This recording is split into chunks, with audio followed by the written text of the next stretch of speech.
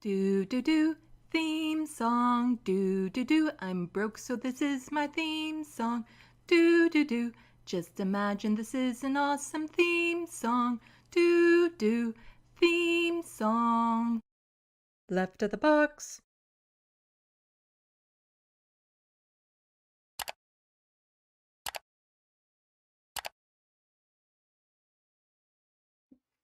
Hello, welcome to Left of the Box. Bonjour, bienvenue. I'm Sandy. I don't know. This is kind of like an on-the-fly type live stream today. I don't have like all the news and stuff that I would normally have planned, like tabs and tabs and tabs and tabs of articles. I do have some tabs, but not tabs and tabs and tabs and tabs. Part of that is because there's potentially going to be some news tonight that I kind of want to try covering live. The University of Toronto encampment, the pro-Palestinian encampment, an injunction was set by the university, and as of 6 p.m. tonight, Eastern time, that is my time, they're supposed to leave the premises, and the police will potentially be going in, and that will not be a good scene. So kind of wanted to go over some of the stuff, the tabs and tabs of stuff that I have about that particular thing, as well as maybe just trying to offer some emotional support to Americans, because things down there are really bad right now. And one of my frustrations is whenever I actually, say something about it, sometimes I'm mocking them. Like when I was watching the debate, I was kind of mocking them, but sometimes I'm also saying, wow, things are bad and that really sucks for you. And every time I do anything like that, there's always going to be comments around the lines of like, what about here in Canada? Or Canada sucks too, or Canada this, or Canada is better, or Canada blah, blah, blah, blah, blah. Yeah, my whole channel is kind of dedicated to Canadian stuff. That doesn't mean I can't acknowledge what is happening in the States. It doesn't detract from anything up here. If I point out how horrible it is down there right now, and sure, the caveats, it's better up here, but we still have a shit ton of problems. And it's probably going to be getting worse. So yeah, I'm going to try to cover some of, I don't know, what might happen tonight at 6 if the students decide to stay in or not. I'll try to find live coverage of it. It could be some students will pack up, some students won't. It's hard to say. As well as just, again, talk about what's happening down in the States. I don't even really particularly have any tabs for that, which is kind of odd that I don't have tabs for a subject I'm going to talk about. Because for most people following any sort of political left in social media, YouTube, Twitch, and stuff, I'm pretty sure you know what's going on. I don't think it would be new news coming from me. Angela W. and Marty, thank you for coming into the Sandbox. And Angela W. says they seem to be dismantling their camp. Like I said, it wouldn't surprise me if some students do and some students don't. Or they dismantle, but they stay on the ground just so, the cops don't then take away all their stuff and so that they can put it up later on. I don't know what's going to happen with that. It's frustrating on so many levels, and I'll talk a little bit more about it. Just kind of hoping that a little bit more people show up onto the stream. I know I'm overlapping with the serfs quite a bit right now, because part of the reason why I used to have my live streams earlier, around 4 o'clock, but then I was bumping up against the serfs too much because they're still streaming right now, talking about Epstein, which very gripping story, eye-catching, click. I don't want to say clickbaity because it's not clickbait. It's a story people want to know more about because it's a pretty horrific story, just about, Epstein and leaked files and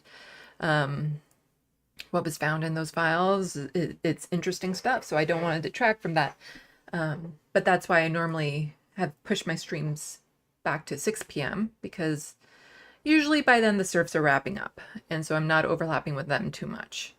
But I wanted to get on stream earlier tonight because starting at 6, I want to start seeing if there's any live coverage of what's happening in Toronto. Hello, Looney Tunes 9000. Congratulations on your premiere last weekend. I was there and checked it out.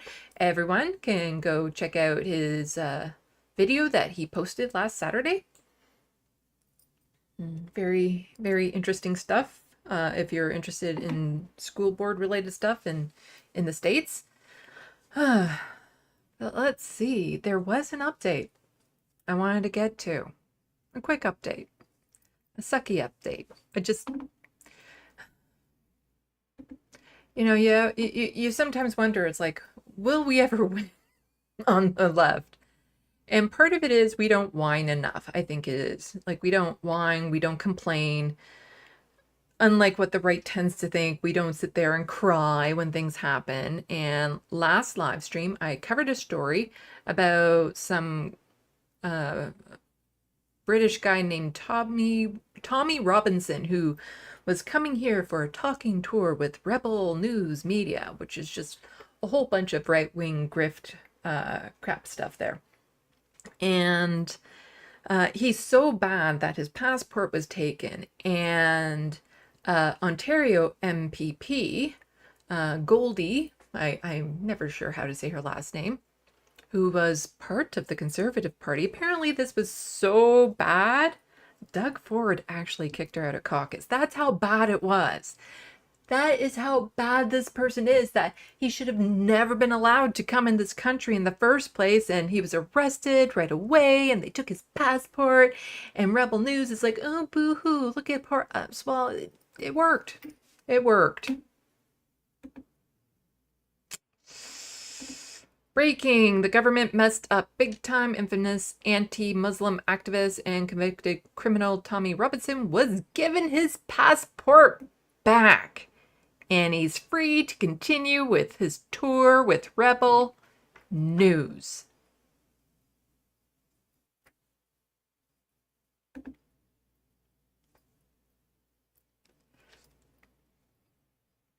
I'm trying to like really roll my eyes here how bad this is. Like, it's just, of course, they whine and complain when they do something blatantly hateful and wrong. And, you know, if somebody like me were to do this sort of thing, it's not like I'd get this kind of support. It's not like I would get my passport back if I was a convicted criminal and decided to go overseas or something for a talking tour.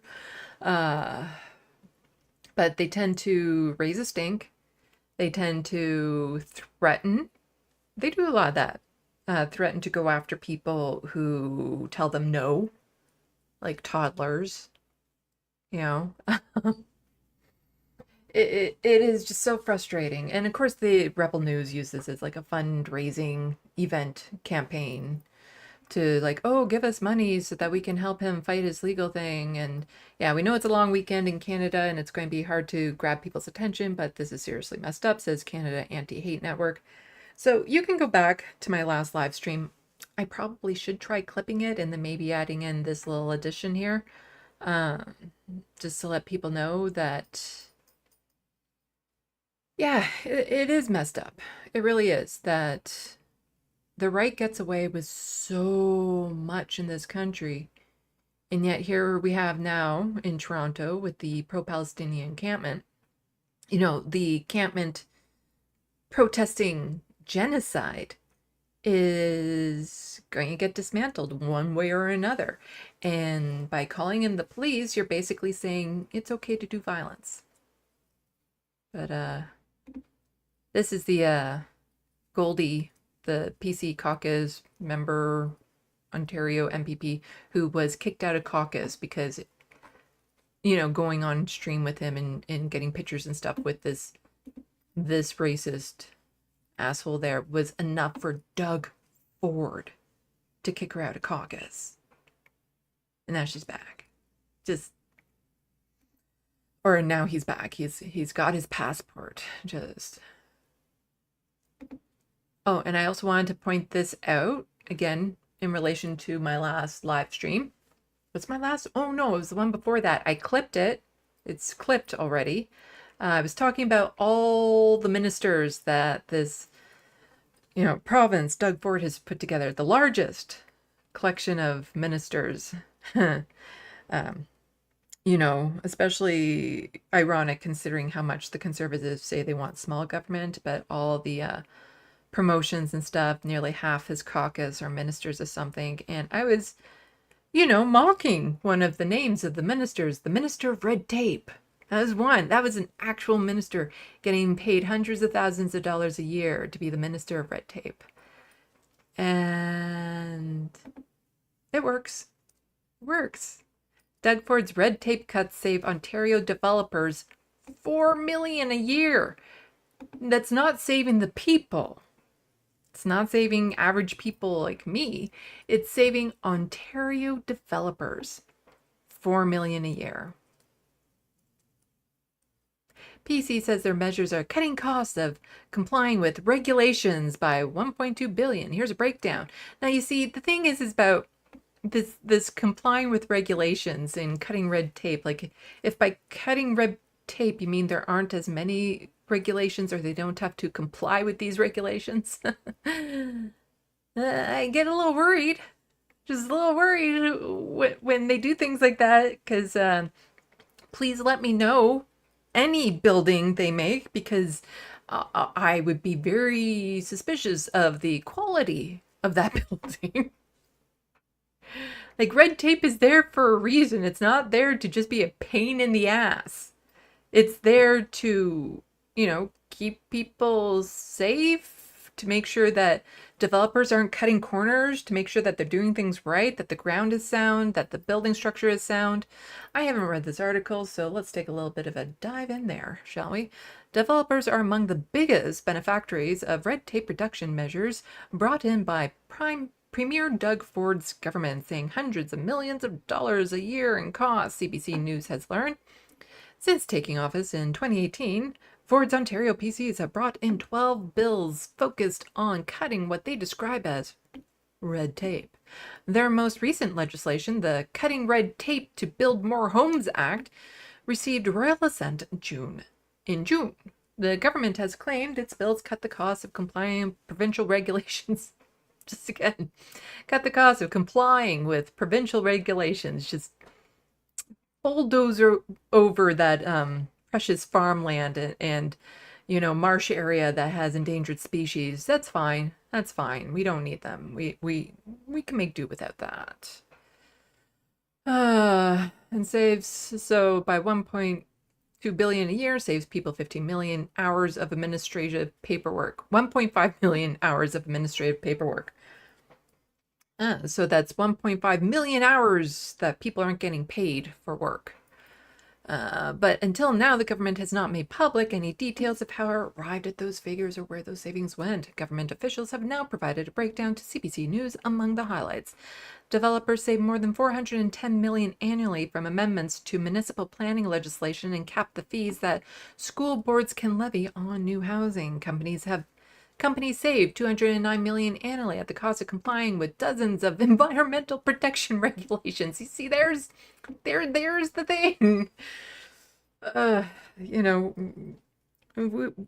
The right now in the Caribbean, about to hit Jamaica, the first Category 4 hurricane this early in the season, like in June. It started in June. It's now July. Category 4 hurricane. That's really bad, like wind speeds of like 200 kilometers an hour bad. And, lots of rain, storm surge, all that sort of stuff. But, environmental protection regulations, they just get in the way. We don't need the environment. Like, what could go wrong if we start messing with it too much, huh? Employers save $194 million annually from changes to employment standards and occupational health and safety legislation. Like, that doesn't sound good to me. when you make changes to employment standards and occupational health and safety legislation. That sounds a little risque. Oh, there's Mike Harris Jr.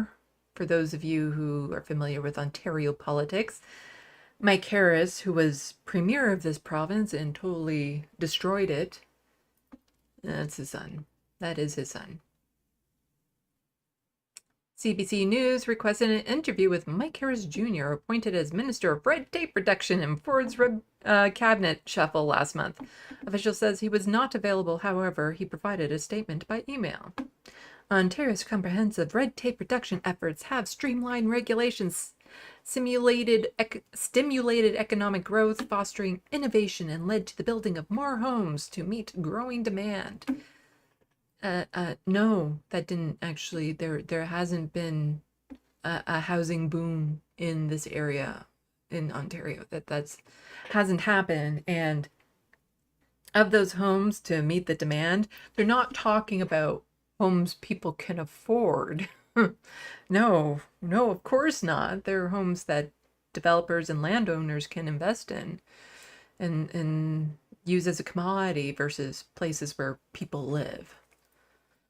250 million from scrapping parking minimums. The government provided CBC News with details of each measure that says brings more than 10 million in cost savings annually. Together, these account for more than 80% of the 1.26 billion total in annual savings. Topping the list, more than 250 million saved by banning municipalities from imposing minimum numbers of parking space in new housing projects around transit hubs, a measure the government's bill, blah, blah, blah. We don't have accessible cities. We don't. For a lot of people, cars are a necessity to get around. Kind of a necessity. It's a necessity for me if I want to have any sort of life whatsoever. People want to get jobs, get groceries, not be restricted to, whatever stores nearby that might be price gouging them or not have the things they need to get to doctor's appointments, to get to their pharmacy, the dentist, all that sort of stuff. You can do that by transit, but then your life is overrun by staying on transit for hours and hours, sometimes a day, just to get to the different locations you need to get to. I would like to have accessible cities and better transit and all that sort of stuff. But for that, the cities need more money. And for that, sometimes they need to have parking where they charge people money. Because that's the thing. A lot of this stuff where it's like, oh, we save people this much money here and there. That cost then gets put on to the homeowners in ways of taxes that municipalities then have to raise because they need to find money somewhere if they cut them in other areas. Saving developers dollars without cost, says Merritt Stiles. She also has doubts that the second biggest item on the list, red tape saving 160 million annually from CAPI fees at school boards can levy on new housing developments. The fees are known as Education Development Changes. In 2019, the government's More Homes, More Choice Act limited how much school boards could charge per unit of new housing. Stiles says capping education development charges isn't really reducing red tape. Yeah. Oh. I didn't necessarily want to get too much into that because, like I said, this stream is a little bit of a, I don't know, experiment for me. Trying to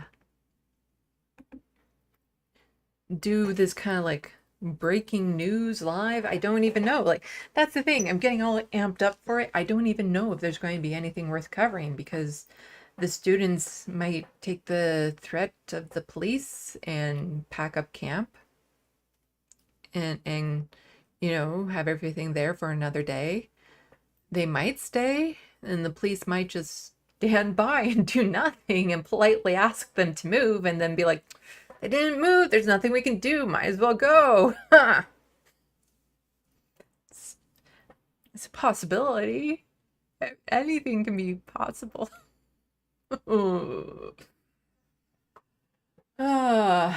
Well, let's take a little quick peek at the Sandbox and then we'll talk about possibilities down in the United States. How about that?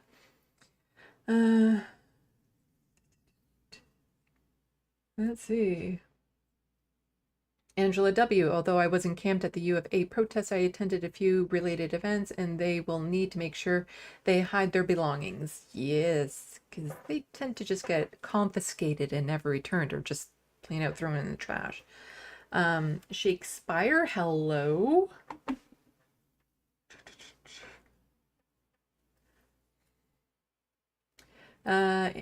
Angela W. At the same time, how much more does it cost to renew your driver's license, car registration, and transit passes?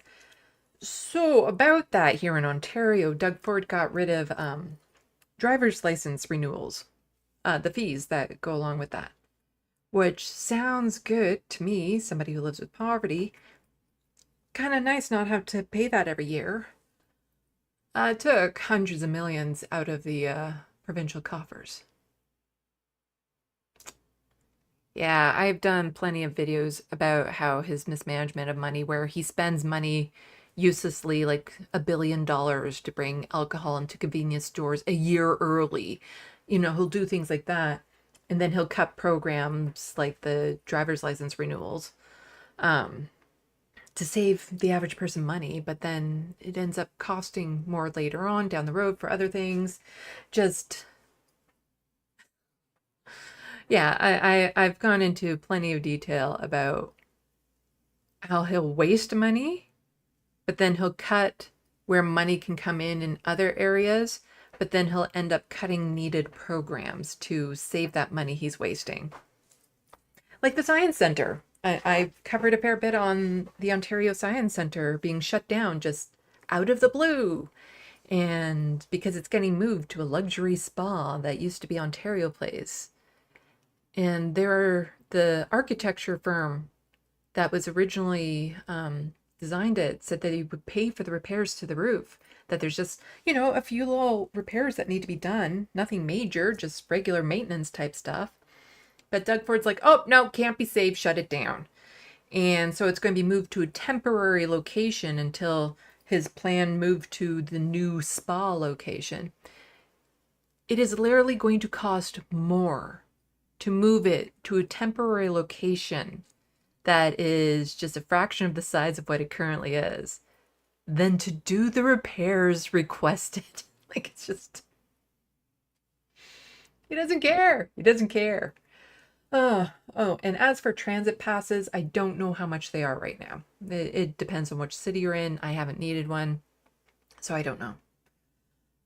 But I do know that for a lot of people, they're out of price. Like they're not attainable. And in my area, they have a certain amount of passes kind of set aside every month for people with low income. The problem with that is that there's a massive wait list to get those passes because there's a restricted number.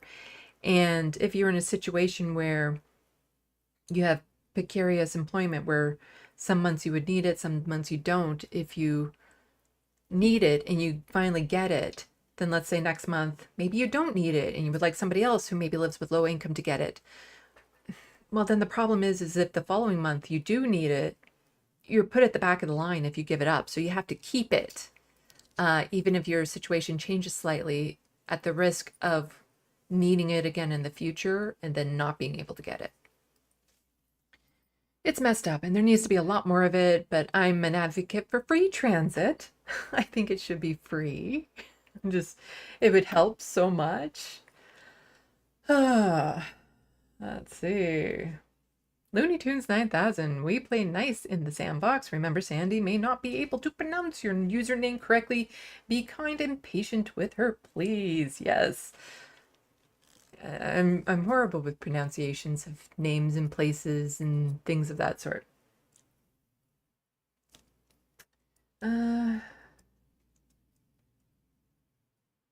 Angela W. Ours went up even though we don't have year stickers anymore. Yeah. So we have stickers, but the sticker on my car is now from 2022 because that was the last year we needed to pay for them.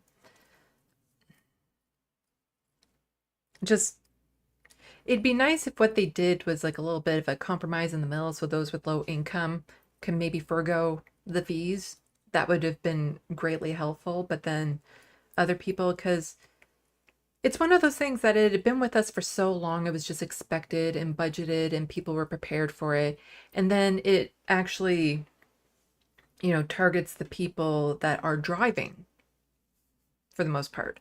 The ones who have cars that need to renew their license like that, to get the stickers and whatnot for their car.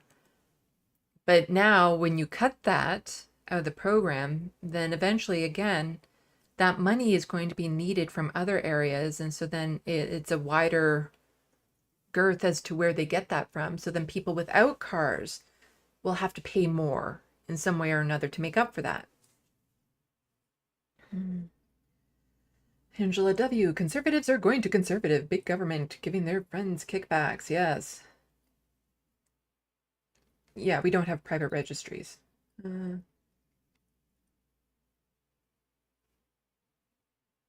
Looney Tunes 9000, you see, Sandy and I have something in common. We use our sense of humor. Well, if you're going to do that in my sandbox, you need to spell it properly with a U. And free thinking minds to express our thoughts and opinion. Spell it Canadian if you're going to be in the sandbox. You need to use Canadian spelling.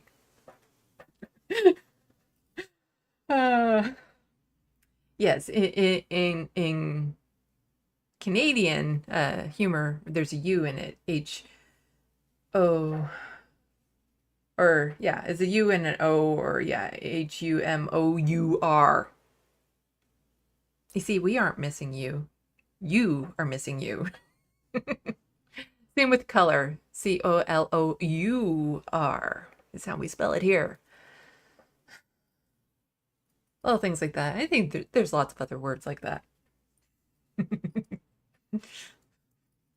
Yes, hum-r. Hum-r is how we... Anyway, a couple notes on what's happening in the States. You see that glow outside your window? That's the that is the dumpster fire that's the United States. Yeah. So in the last week, the United States is no longer the United States. That's what it is. They're no longer the country they were a week ago. Like, quite literally, they're not the same country. Changes to what their presidents can do, literally get away with murder if they make it an official act. Things to do with environmental protections out the window. So, it's up to the courts to decide what is safe to go into drinking water. What can go wrong there? As opposed to like the environmental protection agencies that specialize in that sort of thing.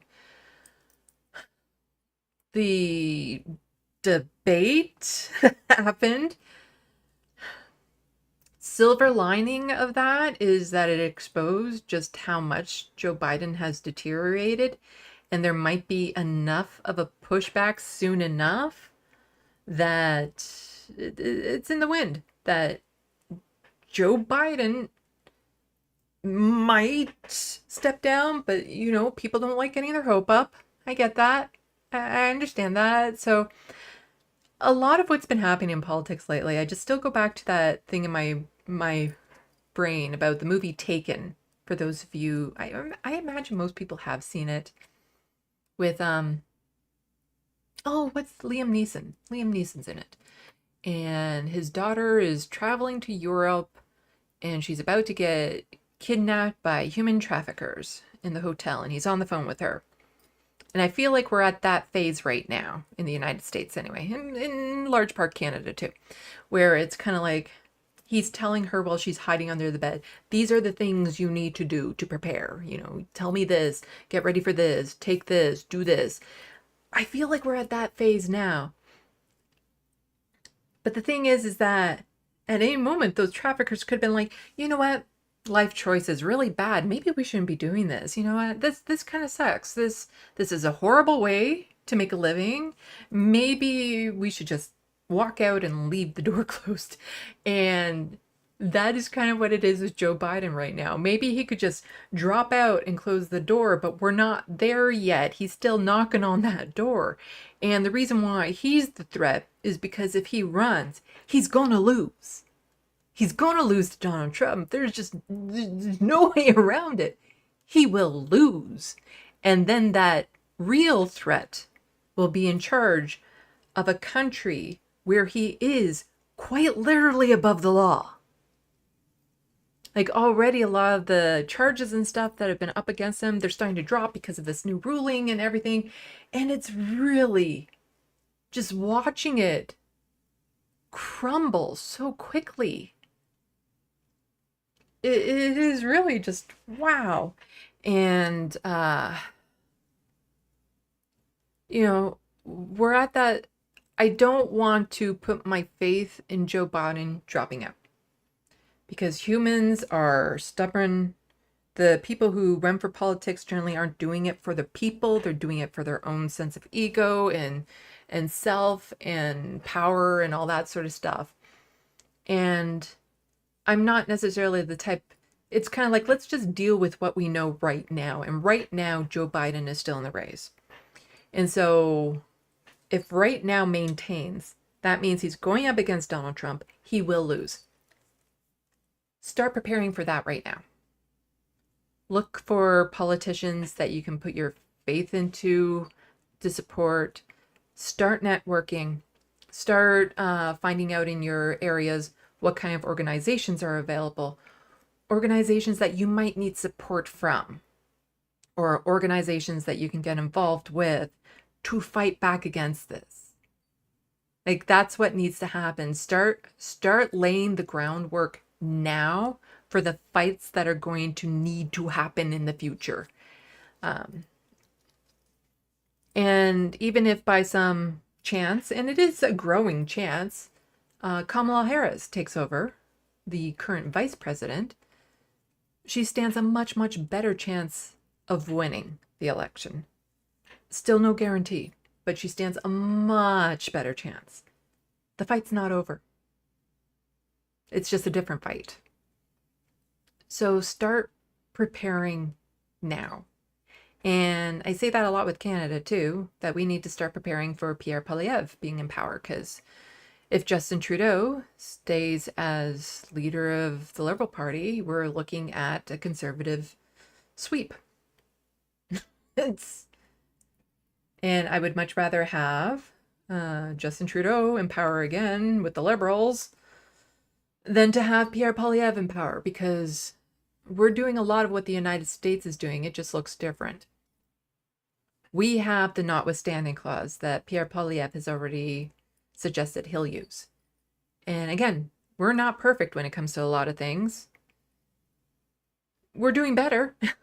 like that's the thing that always kind of bugs me when you see these surveys out there about like, oh, the best country, the greatest country in the world, and Canada's usually up near the top and stuff. All of that is bullshit. There is no such thing as the best country. There are countries that are the best for certain people, but there's no one country that is better than everyone else for whatever reason. The United States isn't better than everyone else for whatever reason, because you have to look at, there's so many factors that go into it. It's kind of like when it comes to IQ testing and intelligence. Yes, I'm attracted to intelligent people, but what makes a smart person, what makes an intelligent person is often a construct, because you can have somebody that is super smart in math, but can't tie their shoe. Somebody who is articulate and is creative and can read and write and knows all this stuff, but can't spell to save their life. Who can't read names and places very easily. So it's possible to be smart in some areas and not in others. So then does that make you a smart person? What qualifies a smart person then? Because if you're really smart here, but then really not smart there, are you still a smart person? So a country can be really good here, but then really horrible here. So are they really a great country? Well, it depends on where you fall. what was your family that you were born into? What color are you? What's your religion? What was your economic status that you were born into? All of that plays a factor into whether or not you live in a good country. Because these surveys tend to go out to business owners and upper middle class people and stuff. And if you're in the upper middle class, Canada rocks. Like, Canada's an amazing country for you if you're in the upper middle class, white. If you're not, but at the same time, even for somebody like me who is living with dire poverty, suffers from disabilities, I recognize I'm better off in this country than I am in most other countries. That if I had to live and grow up in the States, I'd probably wouldn't have made it this far, just given healthcare and, mental health care and what going to the emergency room because you're in crisis means down there.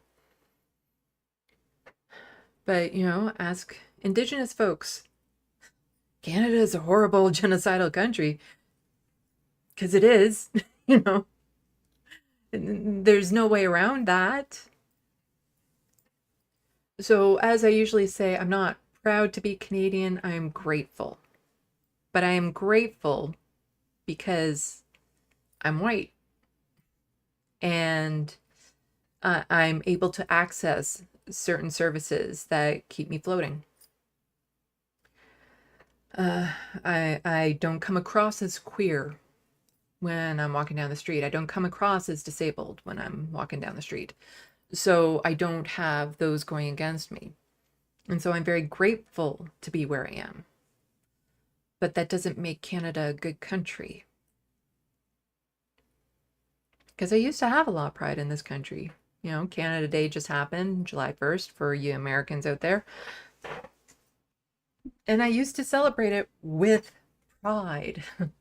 I went to last year's, but that was because it was more of a response to the hate attack that happened to the queer community just a couple days earlier. I wanted to go with my queer flags out to let people know that I wasn't afraid to still celebrate.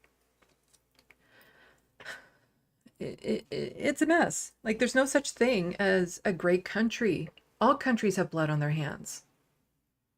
Countries were made through violence, through occupation, through wiping out other groups, putting up borders, denying people access who normally had access.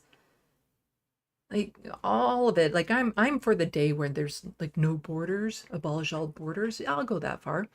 We're nowhere near that. It's not even something I would even advocate for at this point because it's too far-fetched. But all countries have bloody histories. But playing this game of like what's better than the other, some are better for some people. That's it. Some countries are better for some people, but no country is better for everyone. And some countries are worse for some people. And well, there are some countries I could say would be worse for everyone. There are some countries like that. Because we live in horrible times. But yeah, it's basically right now we just need to start preparing for what we see right in front of us. And it's okay to just take a break from the horror that I see in Canada and the coming wave here to say, hey, Americans, we care. There's not much I can do up here other than offer support.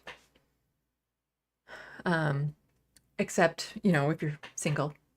I'm not married, so, if you start wooing me now and have proof that you've wooed me and all that sort of stuff, then you might be able to eventually marry me and come up here so I can offer some one person sanctuary if you start now.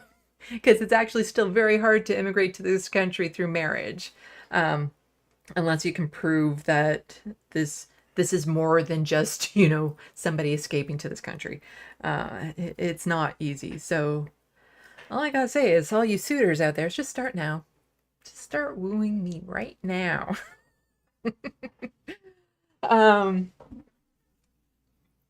But yeah, we're in a global decline right now with far right fascism, hate on the rise. And it's one of those things, like, unlike climate, there are ebbs and flows to this. With climate, it is just a downward spiral. That's a whole other existential threat that people are ignoring right now. But with this type of growth, we are globally more progressive than we were 100 years ago. There are less wars than there were, let's say, 100 years ago. It might not seem like it because we're exposed to them more. You know, there's global stability is actually relatively high compared to where it has been. But again, it doesn't necessarily feel like it because we're exposed to it. We see it now. Empathy, human empathy has been on the rise, and compassion has been on the rise. Things that used to be considered entertainment, like in the medieval ages, burning cats alive and things of that sort. You know, oh, let's go to the town square to watch them torture this animal to death. That was a thing. So we are moving towards that more progressive future. It's just like with Joe Biden, there are good days and bad days. Unfortunately, with Joe Biden, that's all in decline right now. You know, the good days will be fewer and far in between. But we're heading into a down phase, and there's no way around it. It's going to be rough. And it might feel like the fights that we put up now don't mean anything, that it's futile, that there's no hope. The thing is that we are laying the foundations for future generations to be able to step back up. Sadly, we might not be there for that. But in the future, they'll be able to because of what we do today. It's about planting a forest now, even though knowing we won't be around to watch it fully bloom, but knowing that it will.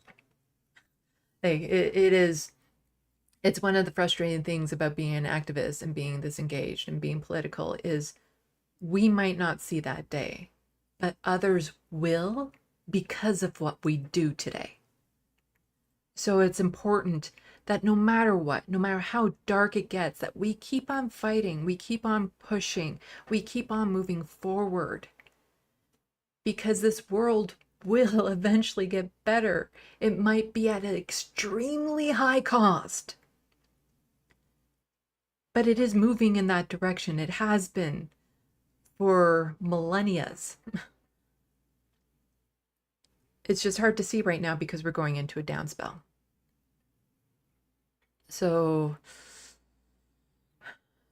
you know, a lot of people just want to not feel so doomer, want to hear those words that will magically make them feel better.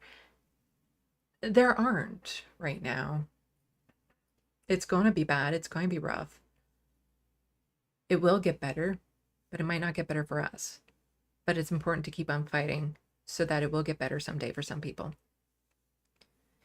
And it's okay to just acknowledge, yeah, it's shit. It is shit right now. And I don't sit around in hope for people to do the right thing. I'd much rather act. For me, doing this YouTube channel is that, trying to get the word out there.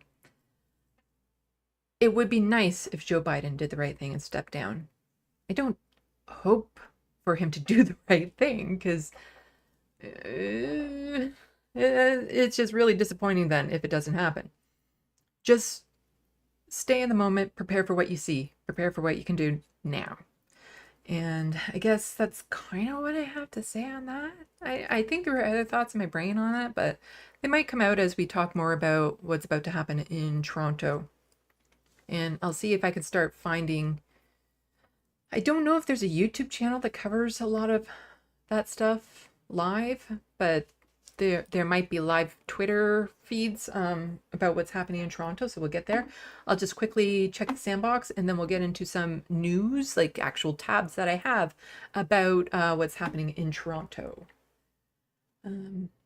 So, welcome everyone who has since joined the Sandbox. I see a Seth Evans, Monope, Bad Lefty. Welcome. I appreciate everyone coming out. Grand Theft Autobot.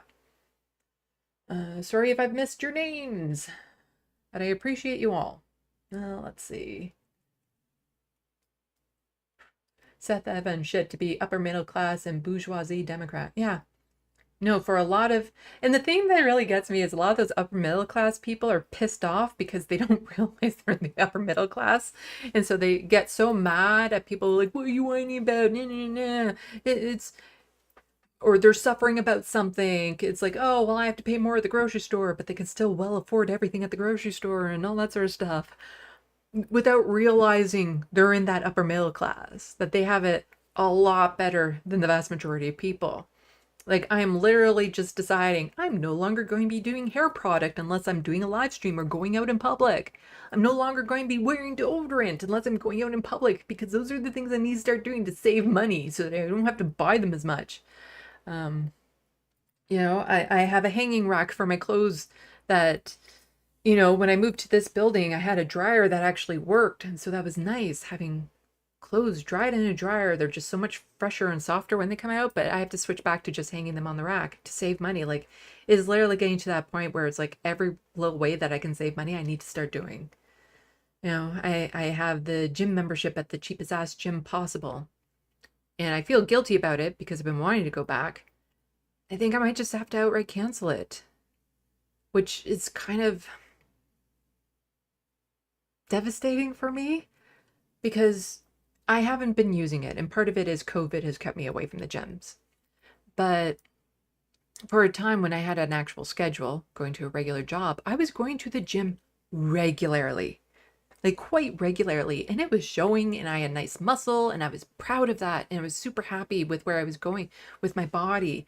And working out feels good for me. I actually enjoy it. I'm going to have to give that up. The potential of going back. I'll see, maybe I can get in there delay, like in their 6 month, where it's just kind of put on hold and try that, because I'm just hoping to get stable enough again that I can start going back regularly, because it is something that I really do enjoy doing. And just going to the gym, you have the equipment there that can focus on all different parts of your body, and then you're focused there, you're not distracted, because if I'm at home, I'm distracted. It's just, that's the way it is. So yeah, let's get back to the Sandbox, shall we?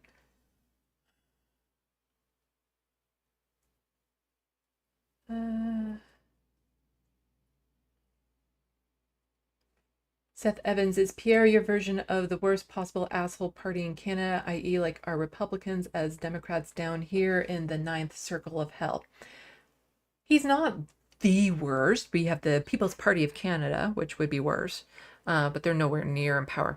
Basically, the party that ran with the slogan Secure the Future, which was the Conservative Party of Canada, wasn't racist enough for the People Party of Canada, and so they branched off. Is he the worst? No, there's always going to be worse. There's always worse. But from the sounds of it, you're American, so you don't know we have the notwithstanding clause up here in Canada, which means that there can be a Supreme Court ruling. And up here in Canada, our Supreme Court, much better than yours, no doubt about it. Much, much better Supreme Court up here than you guys have. But the notwithstanding clause is a way to overrule that. And there's no way you can fight that.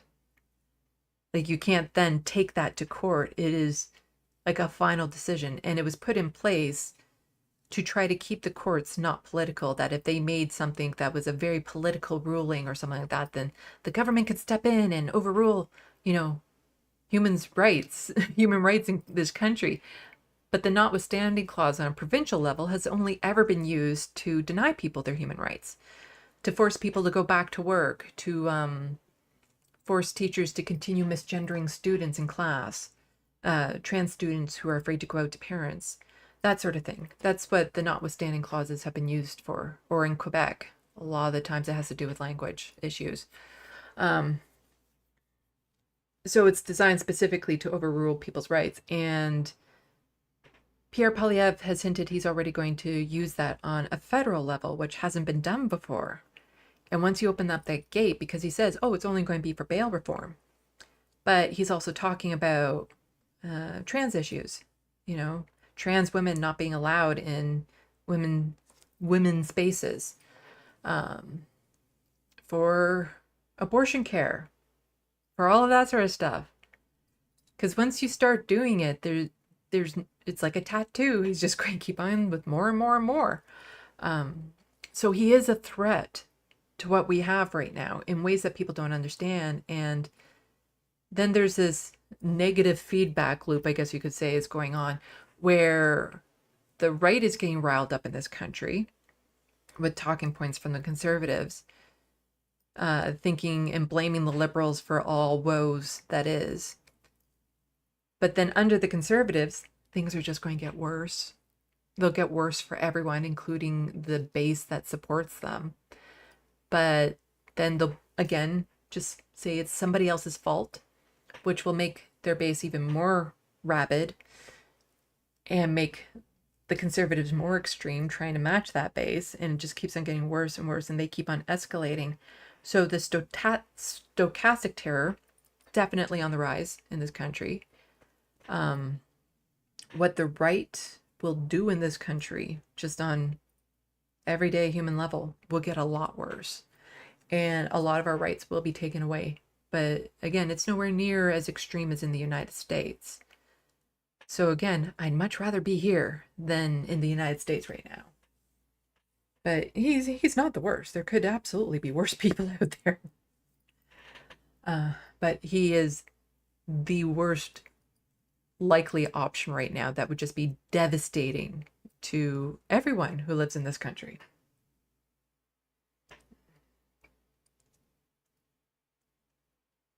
Yeah, Marty, but in all fairness, Pierre Poilievre is nowhere near the danger and psycho that Trump is. Poilievre would be problematic, but not as bad as Trump.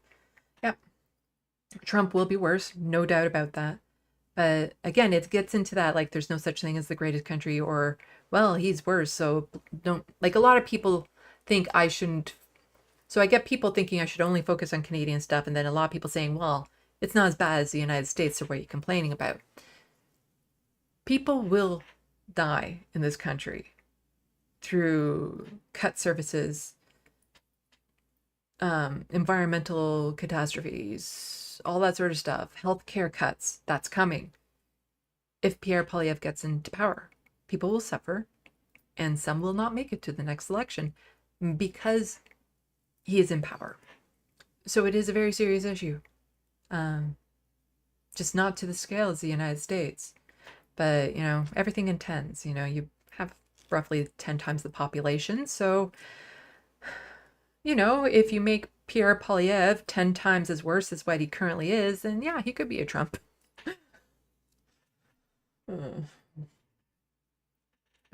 for the most part, I do focus on Canadian issues because I'm Canadian. And it's fixable. It's so fixable up here. It wouldn't take much to get enough people behind the right candidates and get things kind of in line and clean up this mess. You know, we still have stuff we can put in the dumpster to set on fire, if that makes any sense.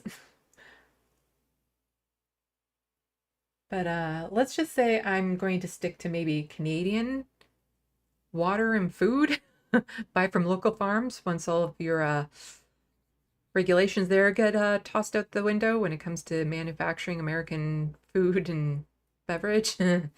I might want to stick to stuff that's made in Canada because we have better regulations when it comes to that sort of thing.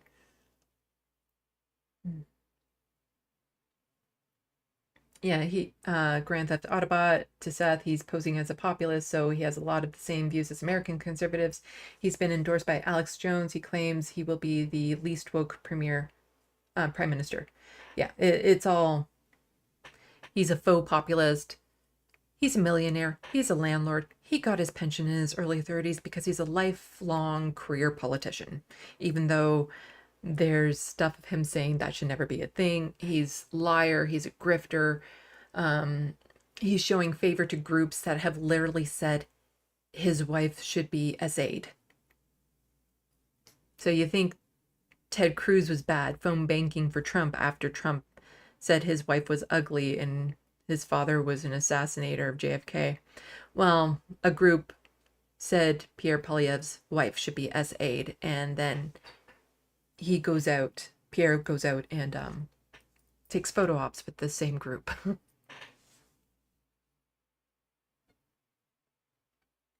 I have videos about that. You can go and check them out. UK is in a whole lot of fire. Yeah, so you see a glow to the south, that's the United States. You see a glow to the east, that's the UK right now, and France, and, well, Europe in general. That glow isn't global warming, it's just fascism on the rise right now.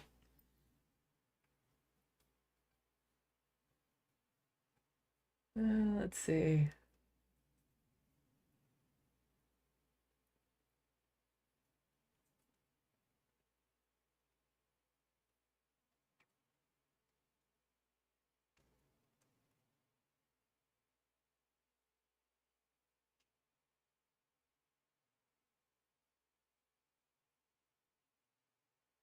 Seth Evans again. I do see parallels to what you're describing and what goes on down here. You guessed right, an ineffectual liberal opposition to a gleeful worsening in the right position to win much. Yeah, there's all sorts of parallels, and that's why I've always said that we need more cross-border solidarity, because the right wing is working cross-border. They're supporting each other. They're working together to bring the ship down. We don't have that so much on the left. And that's part of my frustration too, when I focus on American issues and Canadians get upset, or if I try calling into like the majority report to focus on Canadian issues and I see in their chat people saying like, oh, why do we need to know about Canadian issues and stuff? And it's like, it's all the same. What we here in Canada see happening down the States, it won't be long before it happens here. And the good things that we have here are things that Americans can point to as things to work towards. So the universal health care everyone seems to think we have. What happens when that goes away in Canada to the movements in the United States who have always just said, just over there on that side of the border, they have health care. They can go in an emergency room and not pay anything and blah, blah, blah. And we should be like them. So what happens when they can no longer do that? How does that help their cause? Makes it a lot worse. And so that's why I say we need more cross-border solidarity, because a win on one side of the border is a win for the other side as well. Just like a loss on one side of the border is a loss for the other side, on the other side as well. So we need to work in conjunction with the other side, which is why I was always pushing so hard to get a Canadian voice on American networks, like, you know, getting onto Rebel HQ. That was my plug, that, you know, let's get some Canadian news out in the sphere down there, because Canadians know all about American news, very little about Canadian news. Okay, the other part of my plan with getting into the American networks was also more Canadians watch that than they do watch Canadian news. So, like, there are far more Canadians watching the Young Turks or the Majority Report than there are watching, like, Canadian news networks type thing. Like, it's yeah. Well, we don't have, you know, we have Lance and the Surfs, and he covers a lot of Canadian news. I cover a lot of Canadian news. We don't have the same audience. We just don't. Rational National. Can you even call him Canadian?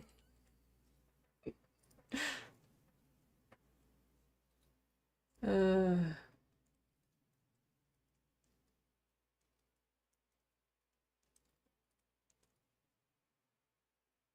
Looney Tunes 9000. I'm going to call you out on this one because I've talked about it before.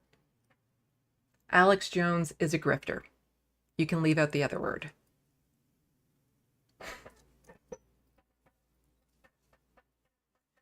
Hello,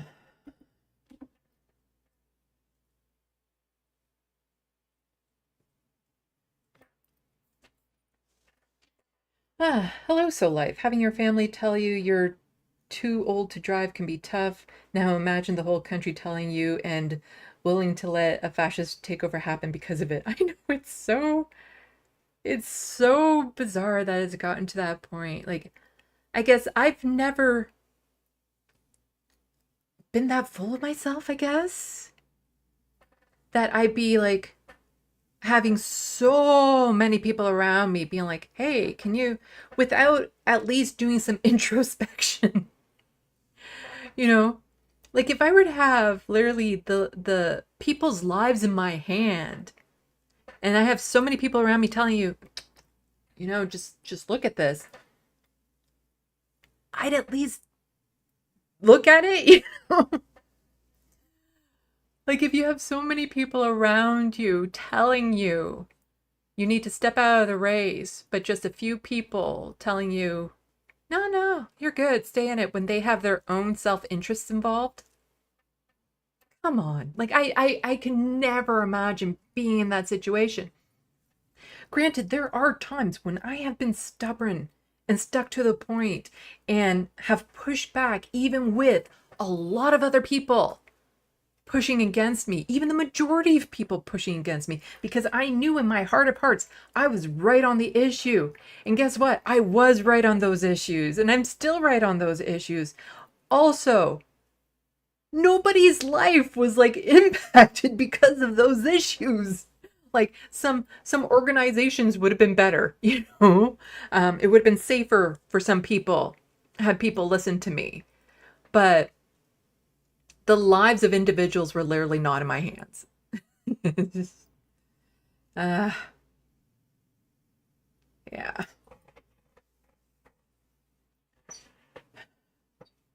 Looney Tunes 9000, why don't you start a Canadian version of the Majority Report? Yeah, why don't I?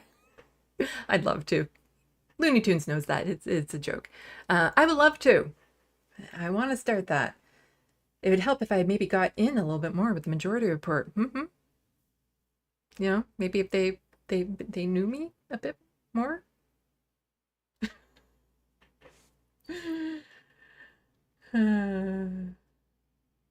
Also, it's nearly 1 year anniversary of the 11 former TYT mods like Vinton Gale, John Ross, and Zero PE, Lindsay Robb, and Adrian Vixen resigning from TYT. You know, I'm having a trouble just even trying to remember a week ago what this world was like, not a year ago. Because literally in a week, the United States as a nation has fundamentally changed. Like it is not the same country it was a week ago. This is just it is a different country. Flat out different country right now than it was a week ago.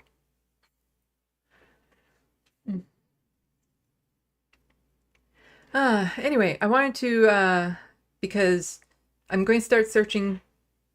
It's 6:05, the injunction for the UofT encampment people to be off was for 6 o'clock. So I'll just quickly go over some notes as to what's happening, and then I'll start searching to see if there's any live coverage of what's happening. So let's go here. So this is from Occupy UW, who is also undergoing their own strife at the university. So the University of Waterloo is suing the students for 1.5 million in damages. There'll be more to that story. I'll cover that more in the future. I don't want to cover it too much now because of legality reasons. You know, they're not doing any more. They're staying away from like public interviews and stuff until they know legally what can go on. But publicly, what is known is the university is suing them for 1.5 million. Things like damage to reputation is in there, and it's like, yeah, students standing up for genocide is damaging to their reputation, but staying invested in corporations that are sending weapons to commit genocide, that's not damaging to the reputation. But so a lot of these encampments are propping up each other. So UW occupation was just sending this out. The right to protest is protected under both national and international law, and it is shameful that it was sidestep prioritized property owner rights. So basically, the ruling to uphold the right to peaceful assembly, the ruling is a massive attack. So basically, there was a ruling.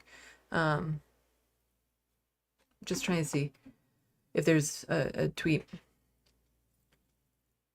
a ruling that's saying that the students are trespassing. I think I have it in another one. Here, let's see. Yeah, from the UofT injunction regarding hateful speech in the camp, none of the named respondents and none of the encampment occupants have been associated with any of these statements. So they were saying, okay, well, there's hate speech and all that sort of stuff, that the people in the encampment were causing a threat, but there's no proof of that. There's no one that they can point to say that these students were causing the problem.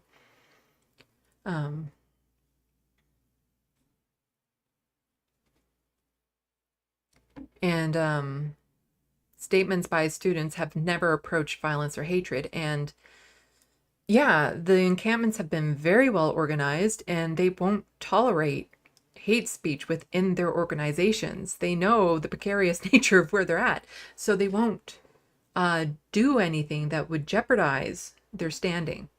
But I guess this is just, it's a long statement from the University of Waterloo encampment. So that's Gaza House, Occupy UW. People can go and I'll click these. Then if you want to read them in detail, you can hit pause and come back to it later. Or if you're still on the hostile fart sauna, you can go and read it there. They're also very active on Instagram. So this statement is most likely up on Instagram as well.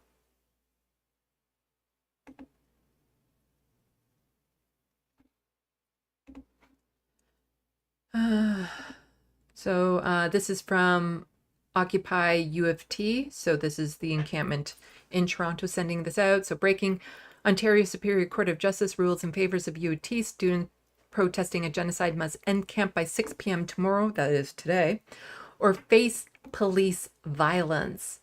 And I've done plenty of videos before on just how violent those police can get when they're dismantling encampments. Because unhoused folks in Toronto who have set up encampments have been brutalized by the police. Absolutely traumatized and brutalized. So more is, we know this is what UofT has wanted to do since day one. They only sought this court injunction because TPS refused to raid us with, so that's the Toronto Police Service, refused to raid us without one when UofT asked them to. Merrick Girder and Governing Council do not care about ongoing genocide nor the safety of their own students. Be it poor, unhoused people living in tents or university students at colonial institutions, we are all living on stolen land, and colonial powers have a long-standing history of murderous genocidal intent to protect and prioritize profits over people. The university's shameful attempt to legal force to brutalize its own students for the crime of protesting genocide will go down in history as a disgraceful chapter for this institution. More details coming soon. And so here we have from the National Council of Canadian Muslims. They also have a statement on this.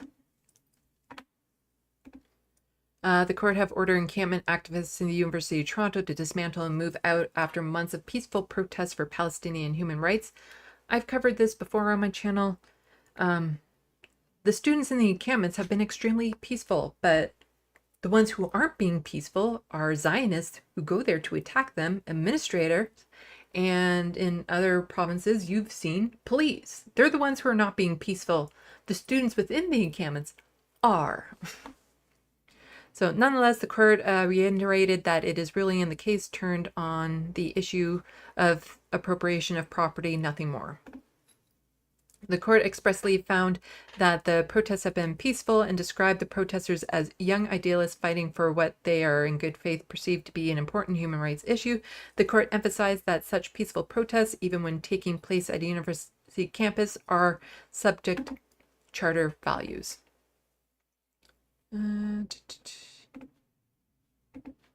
Moreover, the court's decision also specified the language used by the encampment activists did not amount to hate.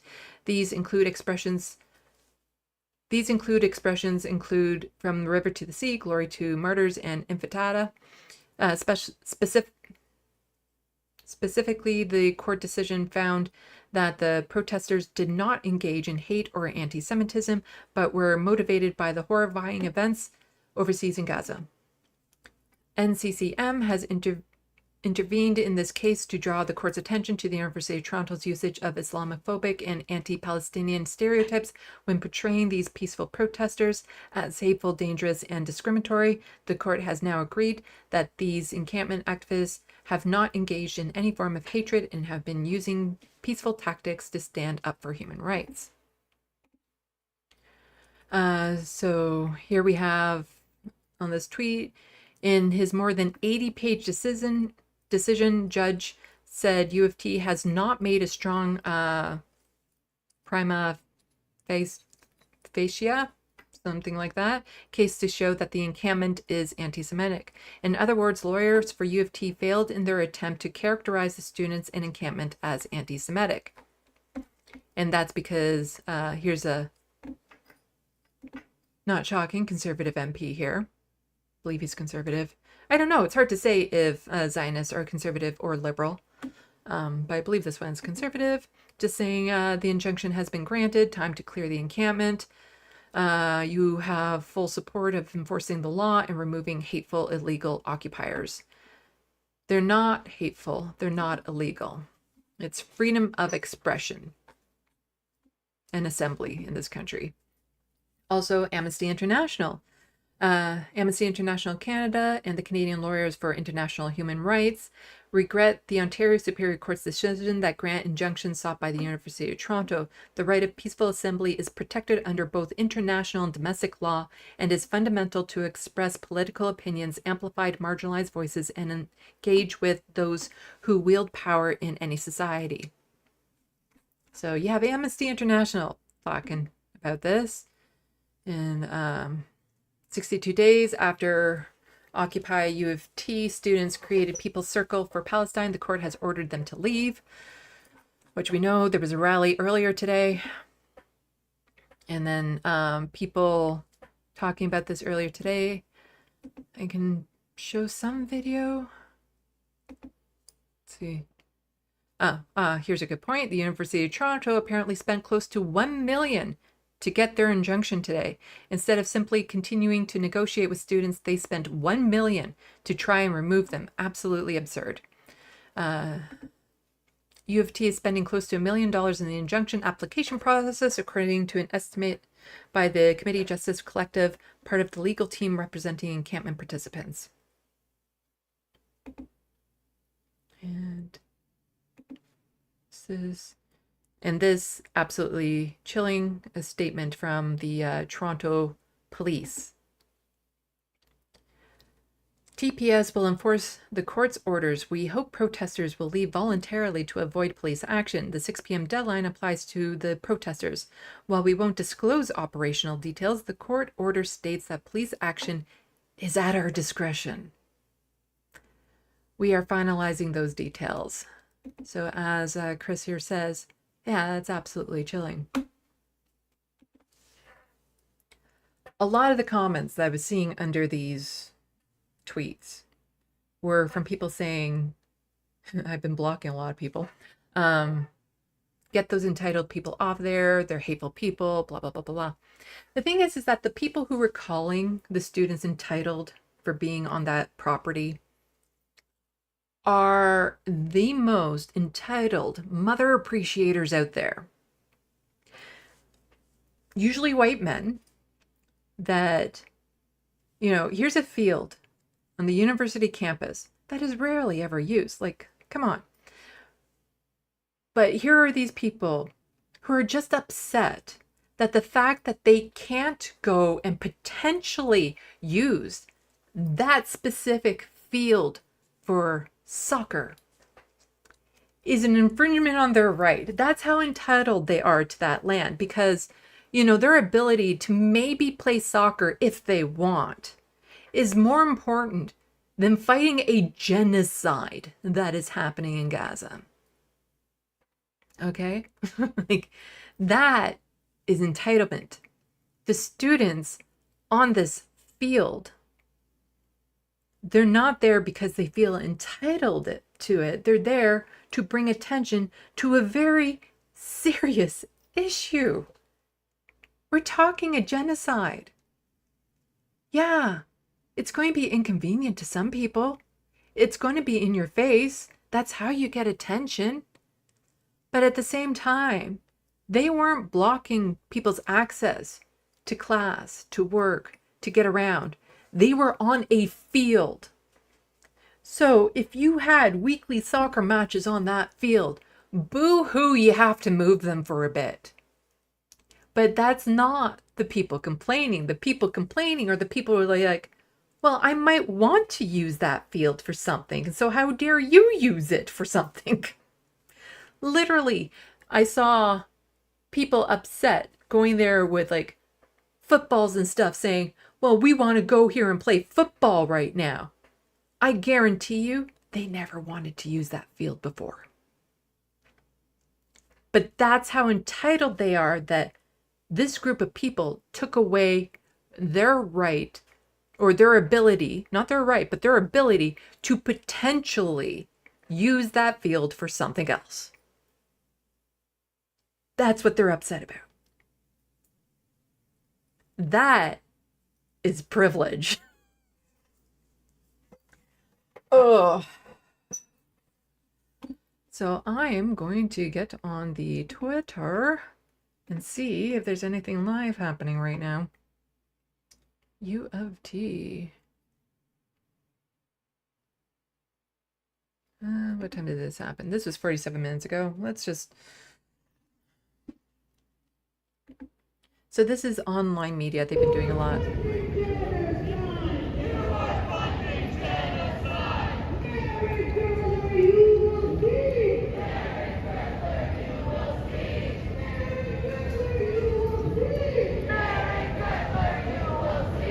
So this tweet is saying a massive show of force, hundreds of students and their allies walking out of UofT in support of students. Students say they are not waiting for police to arrive. We won't allow the police to brutalize us. So it's sounding like they've left.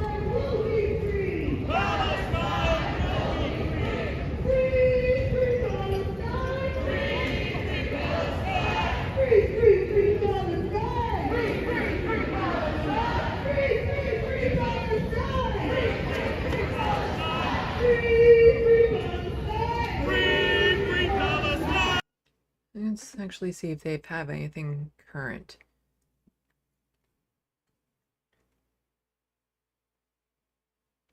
So, live as Occupy UofT students take down their camp, hundreds are gathered outside the circle. The demands contribute to disclosure of UofT investments and divestments and weapons manufacturers at the State of Israel.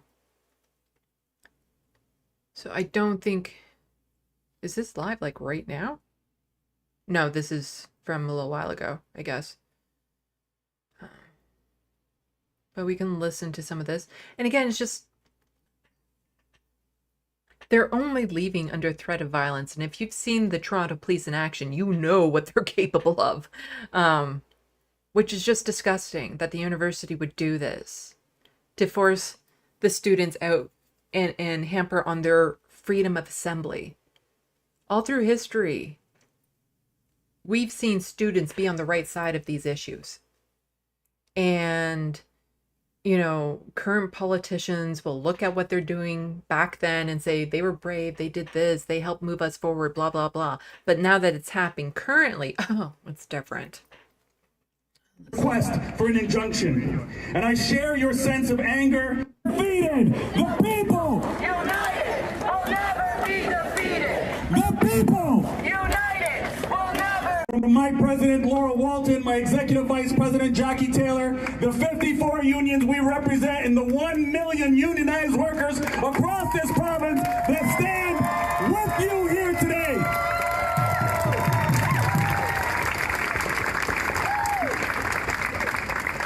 Like many of you, I come here today with a very heavy heart and mixed emotions. The anger, the outrage, the disappointment.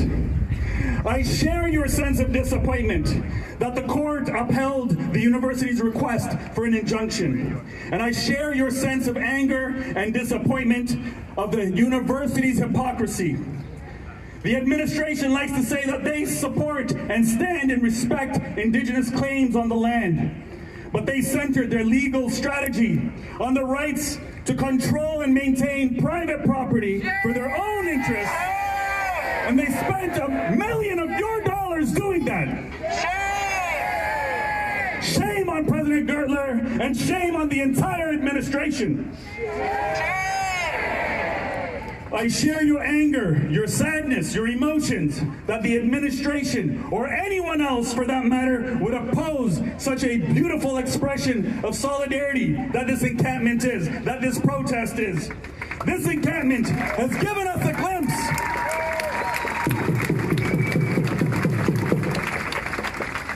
This encampment has given us a glimpse of what a better world can look like. And for that, I am grateful to be here with you today.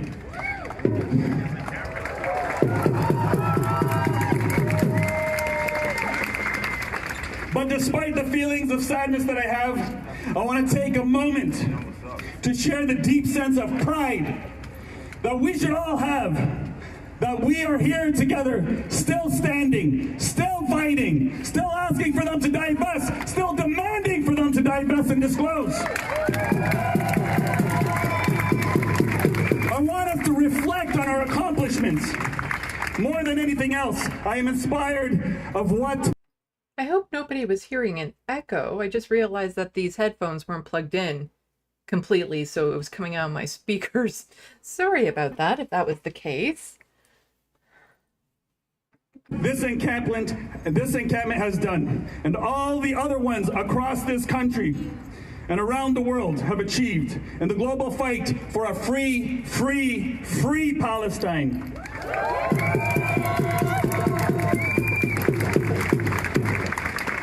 It's at moments like these when we're caught up in all the details and all the organizing that we need to take a step back and remind ourselves that we are in the process of creating and making history.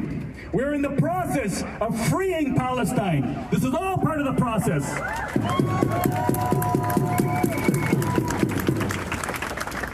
Indeed, this encampment has already made history, as we know.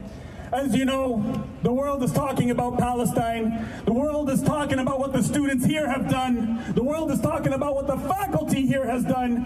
The world is talking about what the community has done. And we will free Palestine.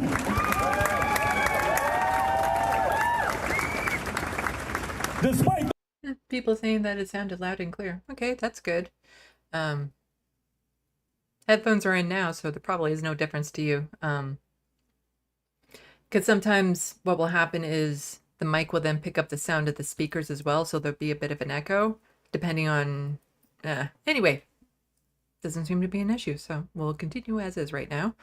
The ruling of the court, the justice's decision vindicates the urgency and legitimacy of this encampment and acknowledges that UofT failed to prove its claims that a heartfelt...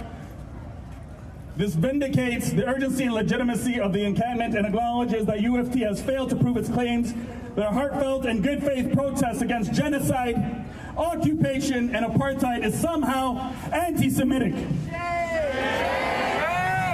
By contrast, the justice recognizes the students for what they are and for what they are doing. Young people inspired by the possibility of a better world and motivated by a deep sense of human solidarity to fight for humanity.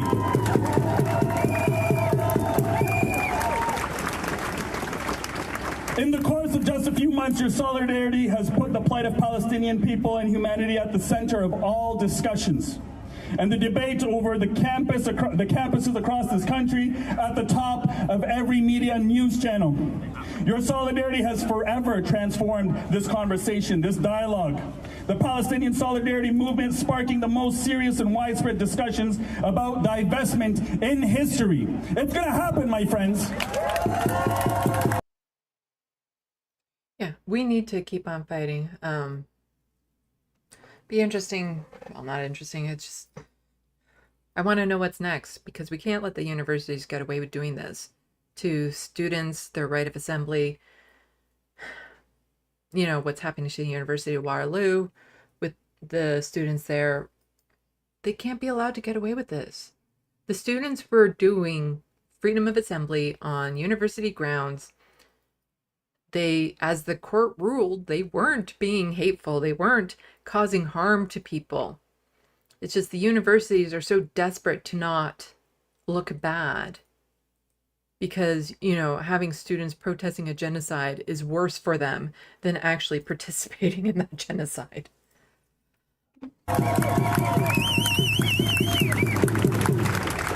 We are drawing the comparison to the turning point, to the moments that the international movement that would free South Africa. This is an apartheid, my friends. This is a genocide.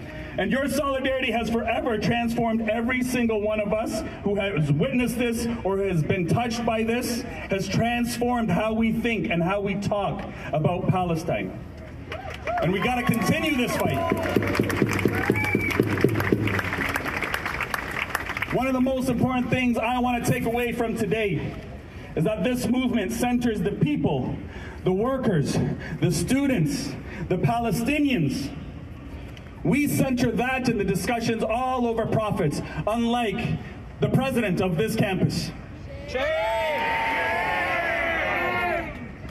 In the days and weeks ahead, and as you get ready for a new semester in September, let's build on the historic successes that we've come together, that we are proud to march together. We are proud to stand against the genocide that's happening right before our eyes. We know that this is just one part of the fight, my friends. It's just one part.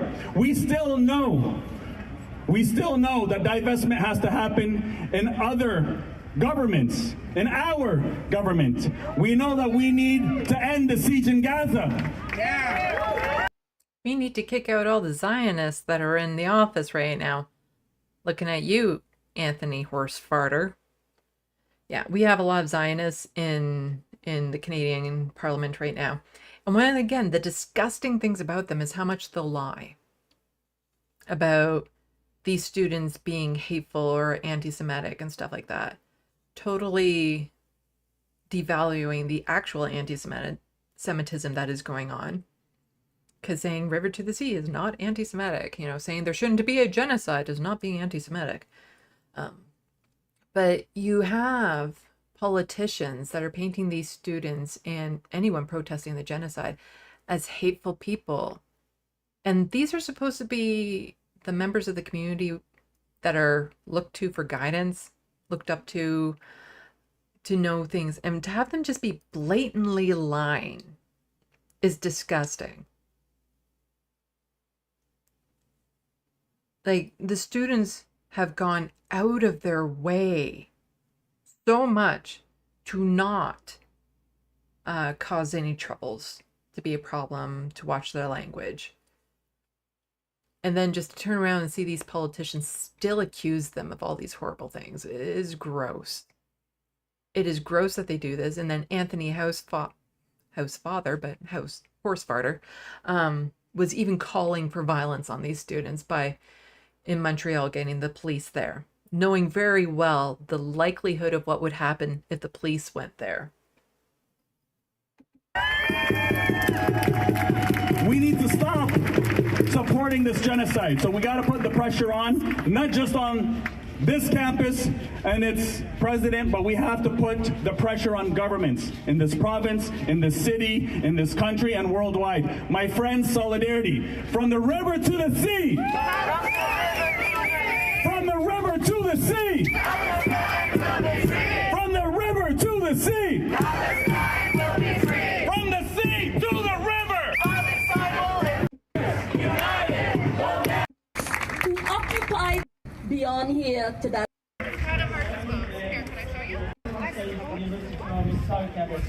Was a member of Scholars Strike Canada. We welcome Beverly.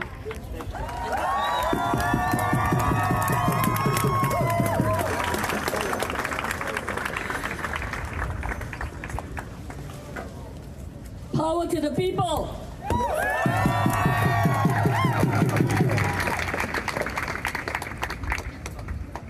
As I look beyond here to that space that space that was the people's and still is and will always be the people's circle for Palestine. That space belongs to the students who occupied it for 60 days in defense of the people of Palestine, demanding that this institution divest and cut all ties with the Israeli state. That space was marked by resilience, determination, fearlessness, love, care. It transformed what we understand, or what we could understand, or come to understand what a university could look like. If only we can create spaces that are common spaces that bring us all together in the way that that space brought so many of us together and brought us together in ways that challenge the institution day by day, as the institution levied and leveled all kinds of egregious language and egregious letters and actions against those students and faculty and workers who stood in that space. This was a critical space, and what we are witnessing in this world and this time, in this very moment, is the ongoing egregious refusal to renounce and to stop funding a genocide in Palestine that's continuing to kill so many Palestinians and decimate so many Palestinians. What we are also witnessing is the way in which this institution and many institutions like the university have deployed police and militarism as a way to defend what it terms its private property. We know that at 6 o'clock, the cops are coming in to remove the students, to clear us out of this encampment, to clear us out of this university, so that we could never have an opportunity to congregate again. But what has happened here in that space, what these students have done, what the students with faculty and workers and community have done, is that we have made a dent. We have actually chipped away at the university's confidence to ever assume that we will never rise up. If anything, they know we will rise again and again and again and again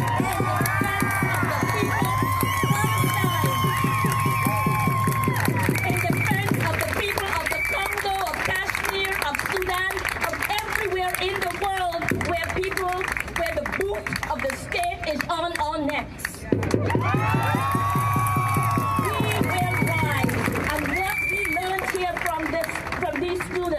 Is this struggle? This is not the end. This is just the beginning. That we will continue to flood the streets in our classrooms. We will continue to keep the struggle for freedom, for a free Palestine alive. Who has a membership of over 20 faculty and students across the country and workers, have launched several labor actions in the last 4 years. We'll do another one and continue to tear away at the institution. Yes. Until the institution becomes a place that we can live and live freely, uncumbered by the repression and oppression that this institution continues to harbor against those of us who stand up for justice. We will not stop fighting for Palestine. We will not stop fighting for freedom.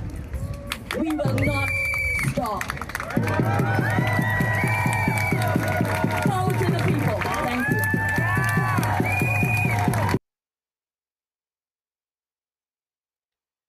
So, if you want to see more from this person on Twitter, please go give them a follow. So, UofT occupies. So, we are departing from People's Circle for Palestine earlier than the 6 p.m. deadline set by the court. Long live the student intifada. Long live Palestine. And I will read. It's a long statement. I'll read it in full. They deserve that. Today we are departing from the People's Circle for Palestine earlier than the 6 p.m. deadline set by the court. We refuse to give the Toronto Police Service any opportunity to brutalize us, as they have done repeatedly since October to pro-Palestinian protesters across the GTA. We are leaving on our terms to protect our community from the violence that the University of Toronto has been eager to unleash upon us. Let us contextualize this moment. Since we started our encampment, over 5,000 Palestinians have been viciously murdered. Tens of thousands more are missing, diseased, maimed, and injured. Rafah is currently under constant shelling and brutal military invasion, removing the last safe haven for civilians fleeing the genocide. Northern Gaza has been isolated, with the last vital artery of critical aid being severed, leaving them exposed to disease and starvation and death. The often forgotten West Bank has been raided by the IOF again and again, with thousands of Palestinians there being taken hostage to prisons where they are brutally tortured for months and years on end. There's been more coming out about what's been happening in those prisons, and it's just absolutely horrific. Democracy Now! Has been covering it, and a doctor has just been released. And while that doctor was in prison, since I think it was just close to the beginning of this, since Israel started their attack, he lost 50 pounds. Just description of what's happening to them, it is so horrifying. For over 2 months, we have occupied People's Circle for Palestine, not just as protesters, but as the moral conscience of an institution complicit in genocide. Our encampment has been a beacon of principled resistance, exposing UofT's investments in the Israeli war machine and its ongoing genocide and ethnic cleansing of the Palestinian people. We have torn away the mask of neutrality and revealed the ugly truth. The face of the University of Toronto is the face of genocide. It is the face of an institution more concerned with its reputation than the lives of Palestinians. Hear this. Our continued occupation through the summer convocation period was a massive victory. We showed every UofT graduate and their families that the institution they were celebrating has played an active role in this genocide. We prevented the university from whitewashing its complicity during what should have been a time of reflection on its moral responsibilities. Let us be clear. The University of Toronto will disclose its investments, divest from companies profiting from Palestinian suffering and death, and cut ties with academic institutions tied to the Israeli war machine. The question is not if, but when. The university must act now, with the principles and conscience it claims to have. UofT still has the chance to not tarnish its reputation as it did when it was among the last universities in Canada to divest in South African apartheid. It is telling that through our negotiations, UofT not only rejected our reasonable proposals to divest from armaments globally, not just in Israel, but we went further in seeking to criminalize and defame its own students. From day one, the university has been more hell-bent on ending our encampment than ending the genocide. What's more, the judge's ruling made it crystal clear that our encampment was never anti-Semitic or hateful, something we did not need a settler colonial to reaffirm, but something we presumed the university would respect as an integral part of the settler state. This was the ruling despite the university's constant accusations, despite the baseless accusations and threats from Zionist agitators around the clock. The court found no evidence to support these claims. Justice that ruled on this specifically noted that our statements are of the nature and intensity that one might expect from student activists, but have never approached violence or hatred. Not only that, the court went further and recognized our swift action in addressing any issue of hate, and the judge specifically noted that the chants made within the encampment and heard week after week after week at pro-Palestinian rallies, which the university cited as evidence of hate, did not meet the threshold for anti-Semitism. This ruling exposed the university's attempt to defame us as baseless and malice. We are departing not just to avoid police violence, but to deny UofT the spectacle they crave. We refuse to be props for their performance of law and order. Instead, we've been determined to dismantle our camp with the same discipline and purpose with which we built it. As we depart, we send a message to the University of Toronto and to the world. We are just getting started. The masks have come off and the truth face of settler colonial Western institutions have been revealed. The status quo of impunity can no longer stand. We demand action, not lip service. And as we've said all along, we demand commitments, not committees. And to the Toronto Police Service, we see you. We know you are foaming at the mouth to unleash your violence against peaceful protesters. We know your purpose is violence, particularly against those advocating for Palestinian rights and against Black, Indigenous, Brown, and queer people. But know this, your batons and pepper spray won't be tasting Palestinian blood today. Your riot gears will go unused, and your overtime pay will continue to go unearned. But make no mistake, we are not leaving this fight. We're evolving. The encampment was always just one tactic in our vast toolbox. Our campaign continues stronger and more determined than ever. We've started targeted outreach to alumni, and come fall, every incoming student will hear our message loud and clear. Our achievements are undeniable. We forced UofT to come to the table and negotiate around the word Palestine for the first time in its history. We compelled the institution to consider concrete actions to address the Palestine exception. Our encampment has been the longest held in UofT's history and one of the largest encampments globally, a testament to the sheer strength and robust commitment of students, faculty, and the broader community. To our fellow students, the people of Toronto, and supporters of justice worldwide, join us. The battle for Palestinian rights is the battle for the soul of our institutions and the conscience of our society.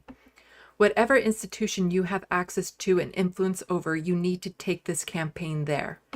UofT and all institutions complicit in Palestinian oppression, hear this. We will not stop until there is justice. We follow in the footsteps of Palestinian, Indigenous, Black and Brown freedom fighters. We are the voice of conscience, and we are rising. The tide of history is with us, and we will prevail. The fight for divestment from Israeli apartheid of UofT began long before we set up our tents on May 2nd, and will continue until UofT ends its complicity in the occupation and genocide. As we have said since day one, disclose, divest, we will not stop, we will not rest. From the river to the sea, Palestine will be free. Long live the Intifada.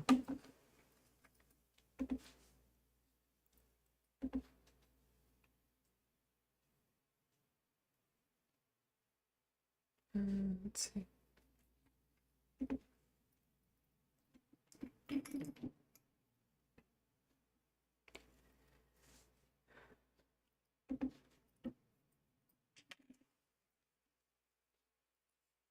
So I guess this might be the press conference that they were talking about on this tweet.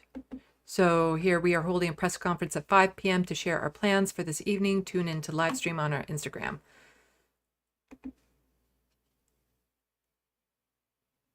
Do they mean this? Where's the timestamp on this? The relentless genocidal assault on the people of Gaza. Over the last 270 days, the university has shown us that it would rather look away from that horror. The admin would rather refuse to act in a manner that acknowledges and meets the sheer urgency of this moment. In this moment, the university's top priority has been getting rid of the People's Circle for Palestine because of what it forces us to confront as members of this institution. That's how UofT operates. Out of sight, out of mind. Shame! The university and its governing council are so dead set on diverting attention away from their complicity that they've spent a ridiculous amount of money on the fanciest lawyers, to get a court order to force this protest camp out of sight by police force. Shame! Not only that, the court order includes chilling measures that limit our right to protest all across UofT property. Shame! Again, out of sight, out of mind. The university's vicious attempts to invisibilize this movement are about maintaining business as usual. And at UofT, business as usual is complicity in genocide. Business as usual means gaslighting its Palestinian faculty, students, and staff, and also its Sudanese and Congolese students, faculty, and staff by telling them, we see you, we hear you, while actively profiting from the unspeakable violence being inflicted on their families. Shame! Business as usual means insisting on a bureaucratic process towards divestment that we've already seen fail. Shame! Business as usual means the university shrugging and saying, sorry, our hands are tied, when students and workers report harassment and retaliation for speaking out against an act of genocide. Shame! Sorry. And by the way, our own president, Merrick Gertler, recently boasted in a media interview that even during the height of apartheid in South Africa, UofT didn't divest, as though that's something that he should be proud of. Shame! If business as usual means that my tuition dollars and that my paychecks are tied to mining companies that wreak environmental devastation on indigenous communities, or public relations companies that try to rehabilitate the image of the Sudanese military regime, or weapons manufacturers that produce and sell bombs that Israel drops on Palestinians, bombs that are designed for maximum carnage, then you know what I say? No more business as usual. No to complacency and complicity. Down with these capitalist, imperialist, colonial, white supremacist, exploitative systems. Down with these systems that try to beat us down so that we feel too helpless to change our conditions. We are not helpless. Look at all of us here, continuing on in this fight. And let's never forget that this institution would be nothing without us. UofT is nothing without our tuition dollars, yes, but it's also nothing without our research, our teaching, our labor, our accolades, and our creativity. We hold the power. They can say that this is private property, but we know that this is our campus. And we will continue to make noise from every corner of this university until our voices are so loud that the university is forced to do the right thing. Everyone who has come to the People's Circle for Palestine, to camp out every night, to attend the many daily teach-ins, to provide and serve meals to the community, to attend Shabbat dinner every Friday in the camp, to those of you taking to the streets with us right now, you all have more courage than our university admin ever will. Let's continue to show them what real power looks like and continue this fight for justice and liberation for Palestine and beyond. This is just the beginning. Free, free Palestine! Free, free Palestine! Free, free Palestine! Free, free Palestine! Free, free Palestine! Free, free Palestine! Free, free Palestine! Free, free Palestine! Thank you, everyone.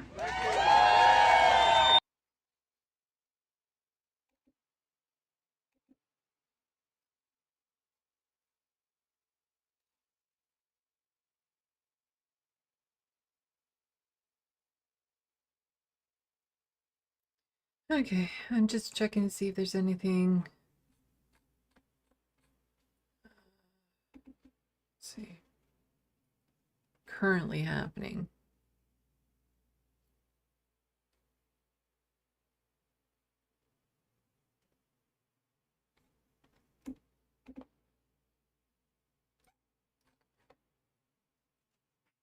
Yeah. So while UofT decision is disappointing, I hope that the genocide fanboys who are crowing about it also absorb that despite the judge being explicitly demand to classify from the river to the sea and other Palestinian slogans as anti-Semitic, they could not.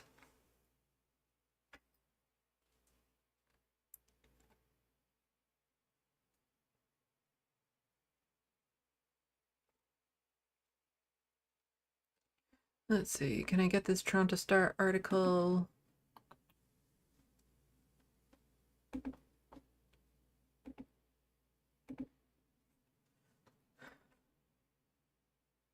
So protesters depart UofT encampment peacefully but defiantly. The world is talking about what the students have done here. Large patches of yellow grass were all that remained of the many tents that housed protesters for the past 2 months. Ooh, I actually get the full article here. Although I don't think we actually need to go over it at this point because we kind of know what happened.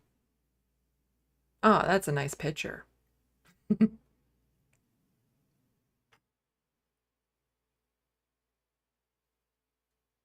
That's a good way to leave it. We will return.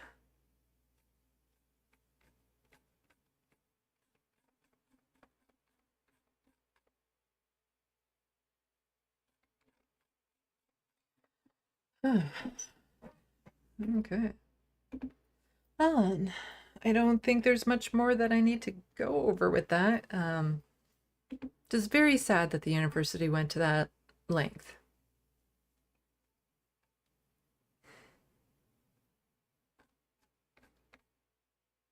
Just checking to see if there's anything else.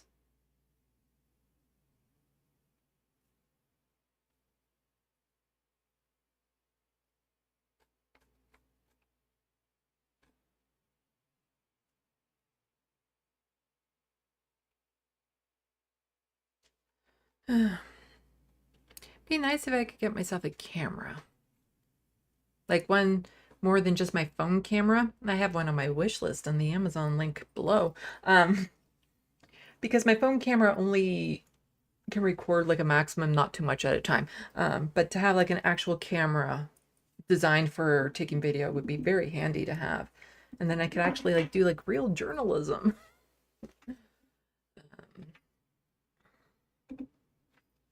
Oh, let's see how the hurricane is doing.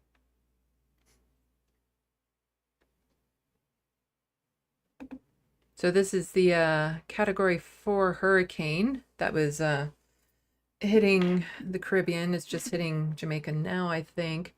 The first Category 4 hurricane in June.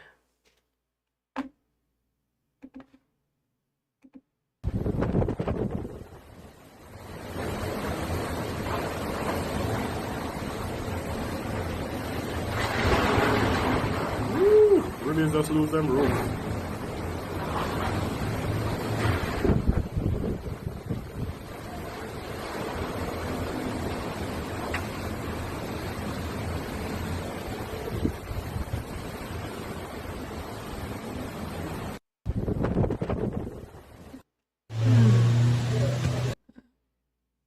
Let me just check the Sandbox here. But I'll check it in just 1 second. Just want to see if there's any footage of the hurricane. Oh, it's a big hurricane.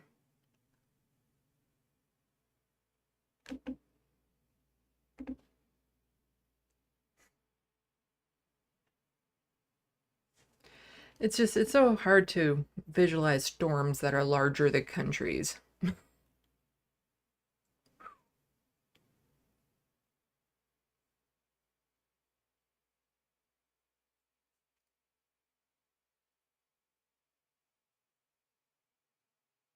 Absolutely devastating.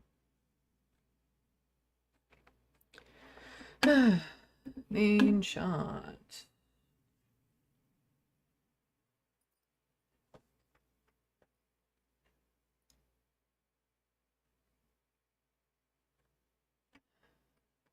So lots of Vergonias and shame in the Sandbox. Yeah, they have a lot of really good speakers at these events, obviously. People who are good at speaking get kind of pushed to the front for those sorts of things so that they can get their point across as clearly as possible. I'm a public speaker, shockingly. So when I volunteer with groups like Amnesty International or other groups I've been involved in and they needed a public speaker, it's me. Because it takes you also have to be good going in front of crowds, and I'm very good in going in front of crowds. I like being on stage in front of people. That was one of the hardest things for me to kind of get used to with this, was not getting that feedback. So I'm very grateful for all of you in the Sandbox, so I can actually get some sort of feedback going on.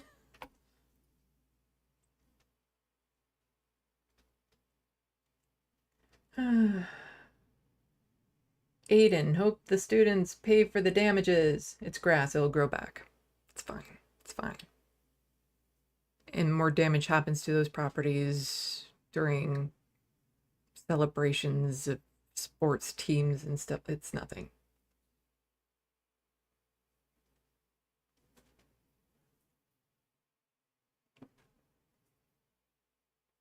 And seriously, it's grass. Who cares? Who cares? Hello,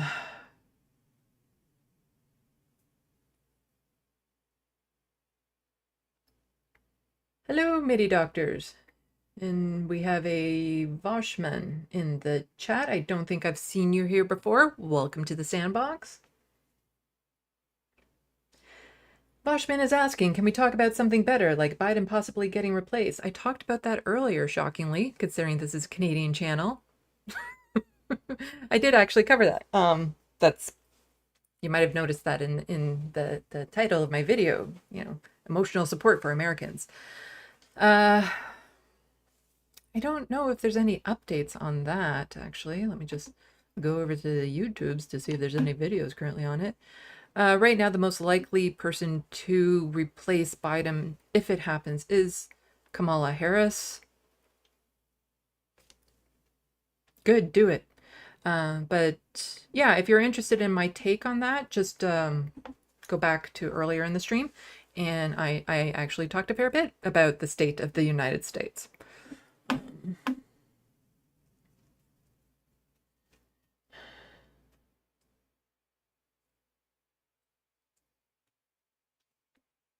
Let's see.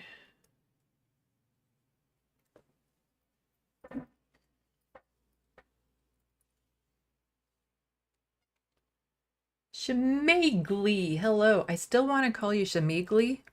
I'm so used to calling you Shamigli.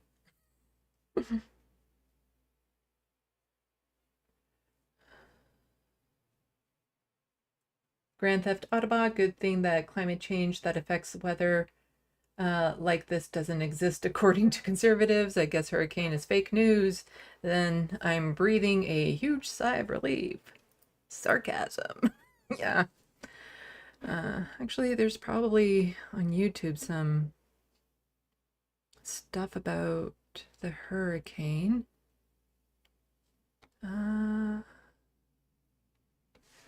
Let's do global news.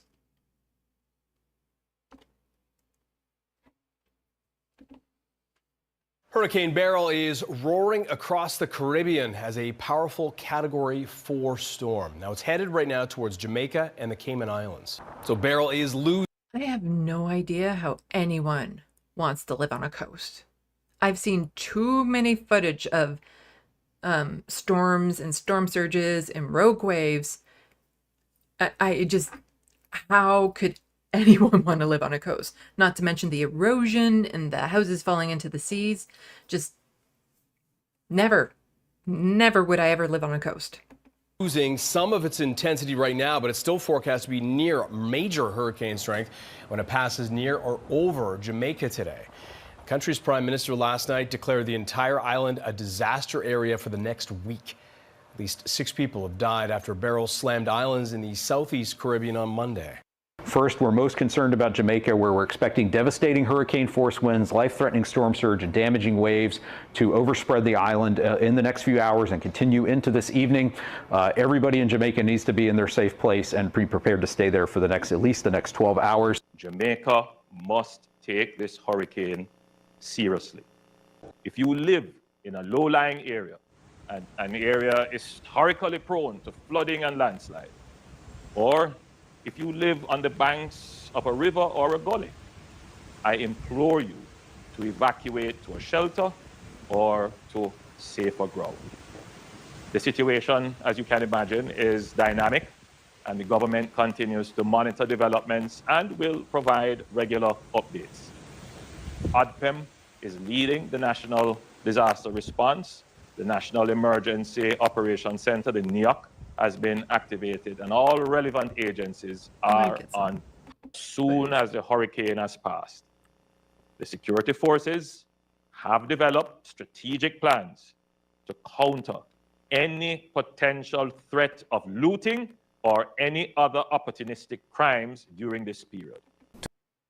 I know the word. Opportunistic crimes during a crisis? Really? Really? Think people are going to be like, there's a hurricane, let's take advantage of it and steal that TV down from the store? Even if they did, so if they're that desperate for a TV. I hate when crime gets labeled like that during crises, because quite often it's just desperate people trying to survive that get labeled as some sort of criminal for like breaking into a store to get food or medicine. Like if there was better infrastructure in place and stockpiles and all that sort of stuff, you wouldn't have to worry about that sort of thing. To see this level of destruction, it is almost Armageddon-like, almost total damage or destruction of all buildings, whether they be public buildings, homes, or other private facilities. Complete devastation and destruction of agriculture. Complete and total destruction of the natural environment. There is literally no vegetation left anywhere on the island of Carriacou. The mangroves are totally destroyed. The boats and the Wow. All of them. All.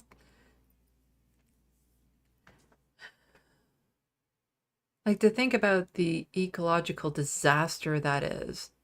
The habitat, the food sources, the oxygen those trees provide, the carbon banks they become, all of that. Wow. In one storm, just gone from the entire island. Like that you can't just replant that today and expect it to be okay next week. Like, you don't rebuild from that type of destruction. The marinas significantly damaged. There is almost complete destruction of the electrical grid system in Carriacou. The entire communication system is completely destroyed. As of this moment, communication is still a major problem. We still have, as I said, citizens in shelters.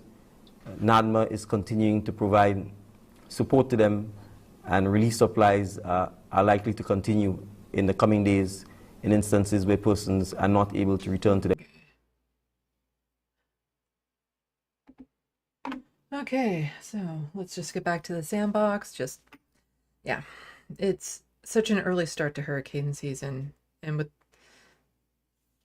global warming and the temperatures increasing, although global warming, climate change. Some people get confused when you say global warming because there's still cold spots.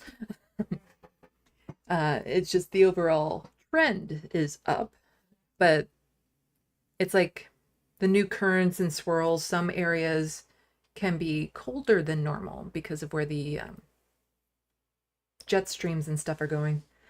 But let's see. Boschman is wondering if the storm will make it to the U.S. Well, let's see what the projection is.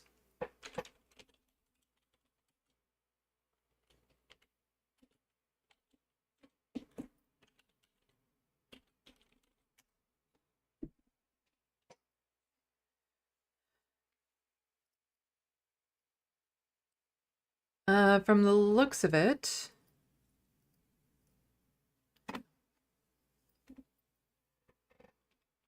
make that bigger for people.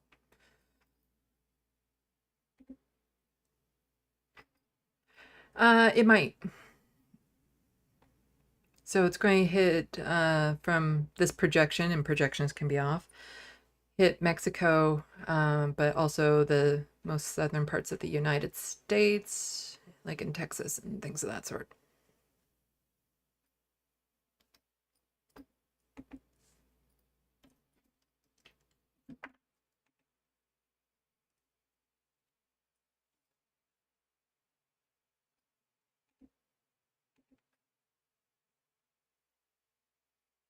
This is nowhere near as interesting as I thought. Oh, there we go.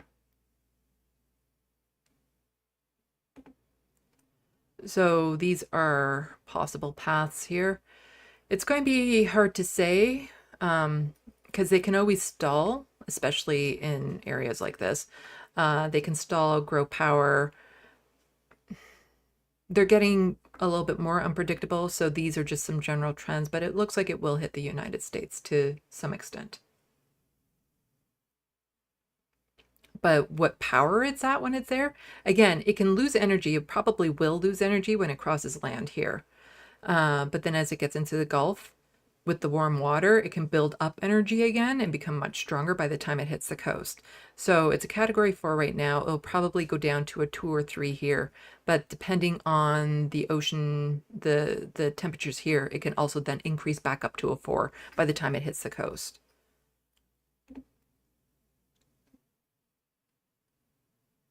But it looks like Mexico is in the way. Mexico and part of Texas.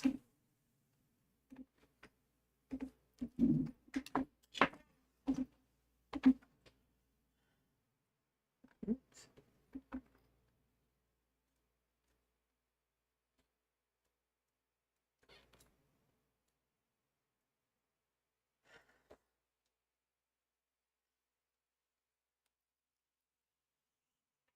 Many doctors, we are all at a loss. It's down to Biden. It's Harris or no one.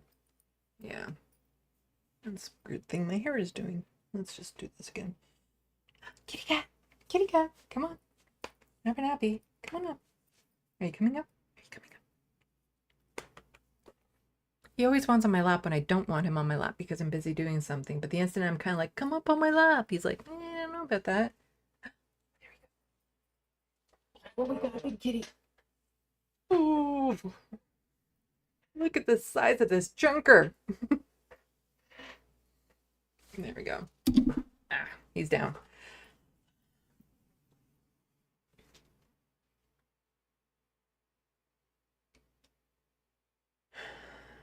Bad lefty, I'm more worried about the IOF mowing the grass in Gaza right now. Yeah.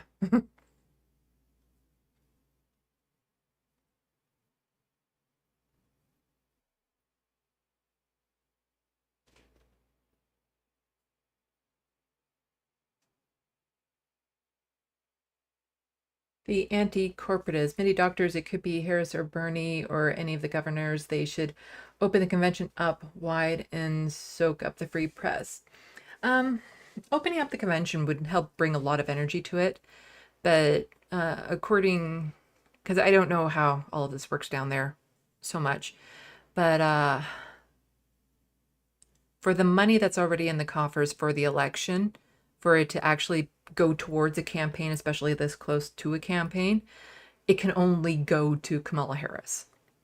So you'd basically be starting from scratch if any other person gets selected for the nomination, which is just a whole lot of troubles. Like here in Canada, not a big deal. Doug Ford became leader of the Conservative Party just like a couple months before the election. Like it was like literally he got into power and then the election was called, and our election cycles are quite short here. So in parliamentary systems, it's not terribly uncommon to have a leader replaced in the last minute. But since, in the United States, you guys are in campaign season all the time, it's a little bit more difficult, I would imagine. Just the amount of money and everything that goes into it. Like, I think a lot of people would probably prefer a lot of other people than Kamala Harris. Is just realistically speaking, who could right now. And she is the most likely person to be able to and get the money, the momentum, and the press needed, because she also has like the what's the word? The machine, the election machine under her already set up and ready to go, because she was already in campaign mode for being vice president. So yeah, it all comes down to a lot of that. But the majority report did a lot of detailed coverage on that today. So I recommend, if that's what you want to learn more about, to go back and watch the live show from today. And I think the general consensus with a lot of leftists is, yeah, there are far better idealistic candidates out there we would like to have, but realistically speaking, who could take it over right now is Kamala Harris.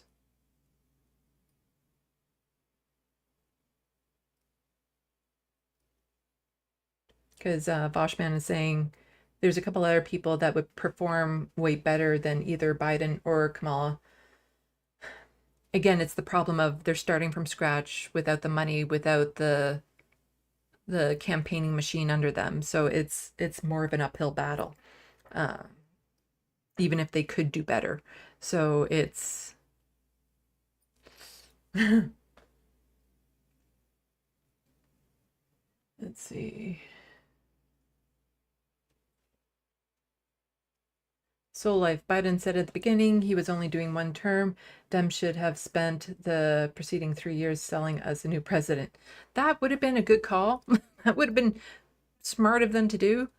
Because I could tell you right now, any politician that just says, oh, short term, one term, whatever, they're lying. They are so lying, especially if they're the ones that get into power. Because Pierre Poilievre said that there should be term limits to politicians here in Canada.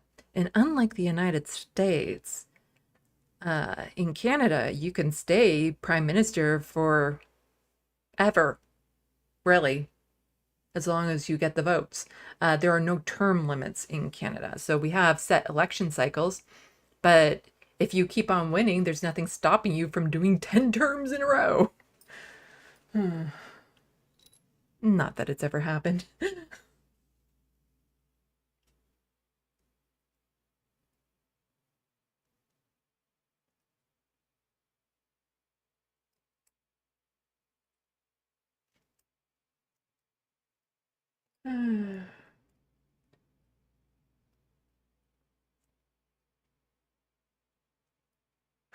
So like my mom went to Jamaica, and in the taxi she said, "What a pretty house." And the driver whipped out a giant bag of weed because he thought she said, "I want an ounce."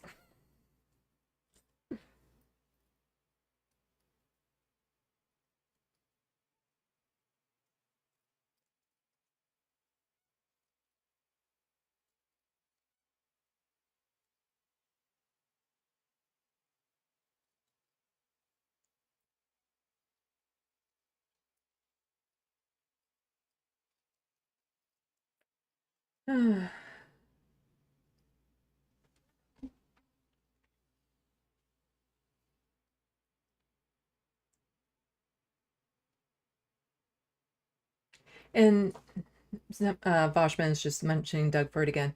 And part of the problem, like, there's benefits, pros and cons to being able to have no term limits with these politicians. Pros is if they're really good, then we can potentially keep them in. The con is if they're really bad and there's enough voter apathy and suppression and right-wing rage out there, really bad ones can stay in power too. Because Doug Ford got re-elected in this province with only 18% of possible votes. So he got in, it was like something 30 some odd percent of the voters who went out and voted. But since so few people went out to vote, it was only 18% of possible votes. And he got in. And I am fairly confident that if he were to call an election now,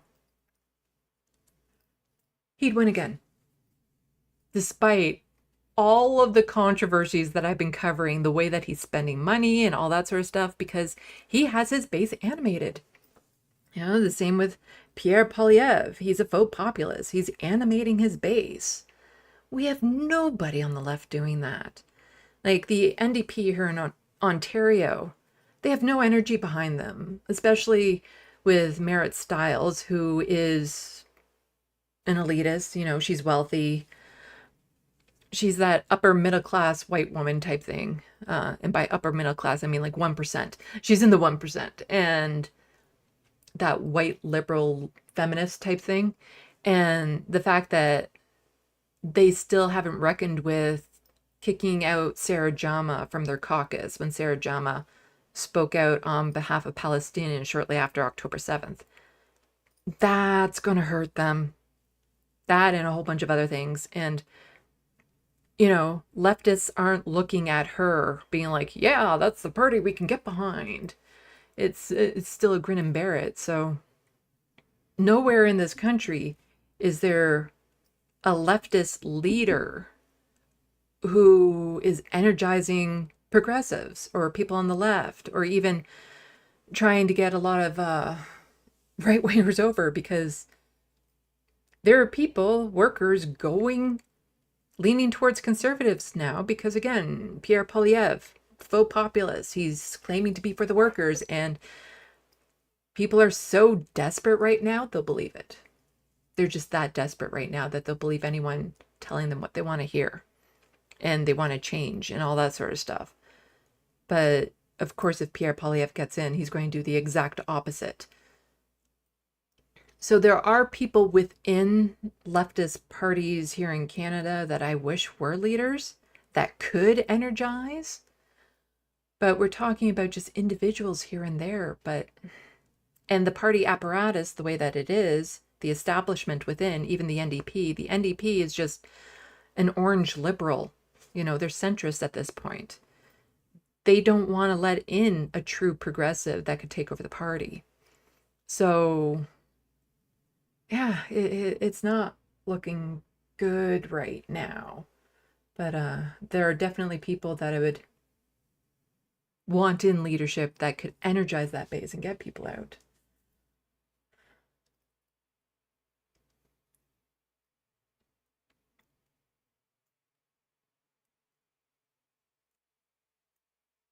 Let's see.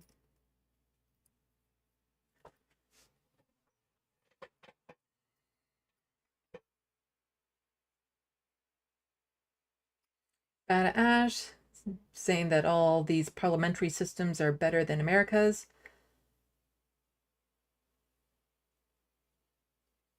Yeah. I wouldn't say they're great or ideal, but they are better.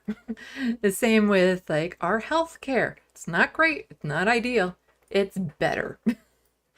But if Justin Trudeau actually decided to do the electoral reform he promised back in 2018, which literally helped to get him elected. I know so many people who voted Liberal simply for that, for electoral reform. And then he immediately backtracked on that as soon as he got into office. But the only hope he has of staying in power is to implement it before the election. That's probably not going to happen. That's wishful thinking there. Because this country definitely needs electoral reform, because even though it's a parliamentary system, it is a two-party. It's two-party. It's the Conservatives and the Liberals are the only ones that have ever been in power. And sometimes the Liberals have been propped up by the NDP. One time the opposition party was the Bloc Québécois. But other than that, it's always Liberals, Conservatives. It's constantly toggling between the two. So we have a parliamentary system in theory. But if we had proportional representation or some sort of electoral reform, oh, things would change. Things would change.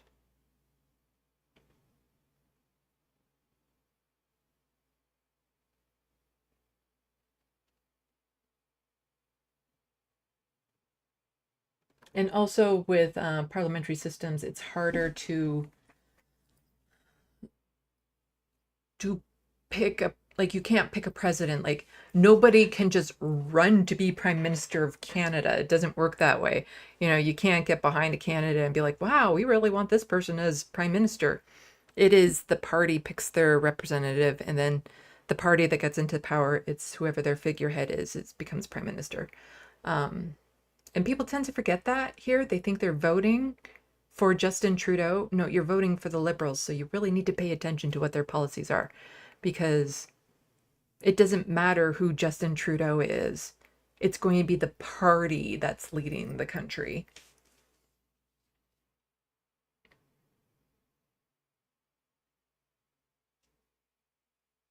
Yes, I agree, Voshman.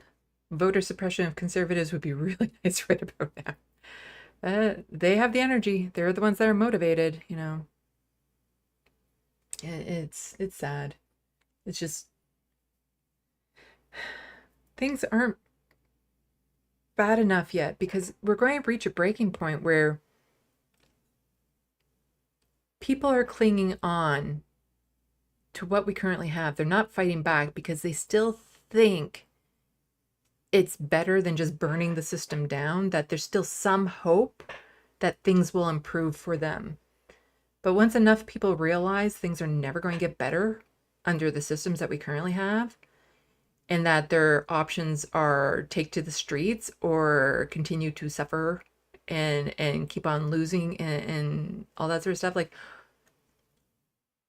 really the capitalists are doing it to themselves, because once you have nothing to lose, you have everything to gain.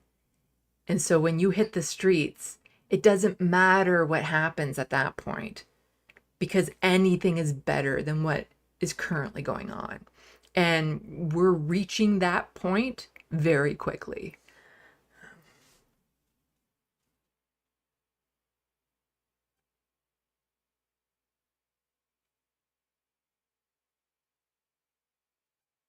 Oh yeah, there are lots of people in Canada that would love to run for leadership and run the parties. They're independent, they're of the Green Party, or they're of the NDP, but they can't run for leadership right now. Because last party convention, they still kept Jagmeet Singh in, so there was no leadership race, which is so unfortunate. So basically at the conventions for the parties, they can decide if there's going to be a leadership race or not. And they do that by voting at these conventions. But generally speaking, the only people who go to these conventions are the people who can afford to go, because you need to travel to the city and afford the tickets to get into these conventions. I've been to one on a free ticket. So the cost of the hotel and stuff like that. And so generally speaking, the people who get to the convention to vote are people who are already of the elite class within the parties. And they're going to maintain that status quo or follow through with that elitist. And so even though the vast majority of the base, I think at this point, is very disappointed with Jagmeet Singh, there was no race called. There's no leadership race called. They said, nope, he can stay in. Whereas if there had been a leadership race called for, then there are a few people, I believe, who would have tried to step up and become leader of the NDP, and they'd be in a much better position right now if that had happened. Also, you need a lot of money to run. You need a lot of money to run for leadership races. Like, just up front, pay them $50,000, $100,000, I don't know what it is. But it's far more than people that represent the population can afford.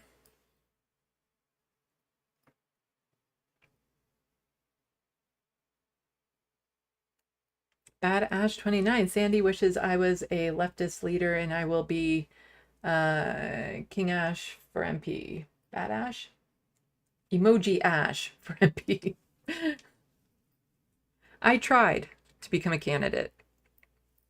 But again, with the parties the way they are, they vet people before you're even allowed to run for the party. So if you're too progressive, if you're, like they actually told me, willing to speak my mind and have a sense of humor, they'll deny you the ability to even run for the party. And to run as an independent, it's virtually impossible. Like if you're an unknown.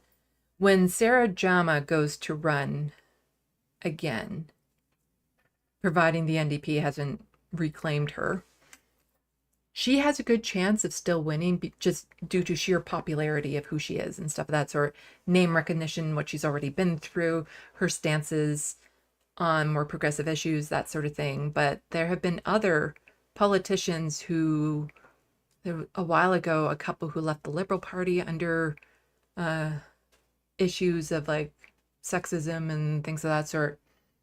And I think both of them tried to run as independents. Only one of them got in, even with all the media coverage and stuff they had. It takes a lot of money to run for office. That's why the smallest group of people within Parliament are people living with poverty. I don't think anyone who has made it into office lives with poverty or lived with poverty when they went in. No one. That entire group is left unrepresented in office because they can't afford to get there. And yeah.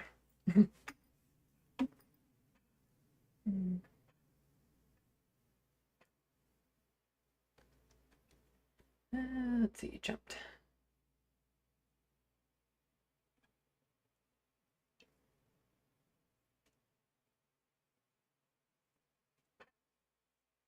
I would be more than happy to help a leftist movement here in Canada, Shemagli.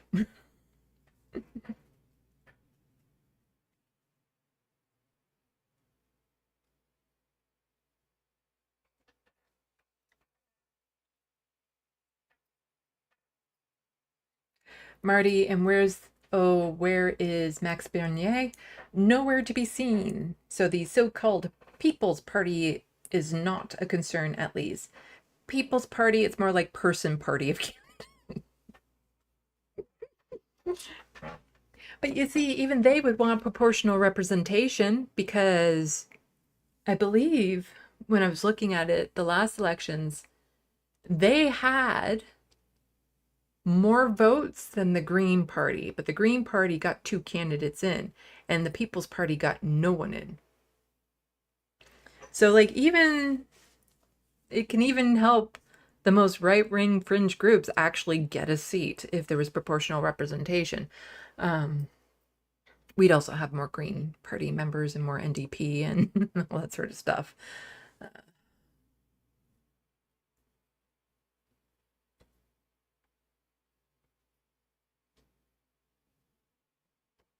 Let's see. But I don't even think Bernier won his riding. I don't think he won his riding.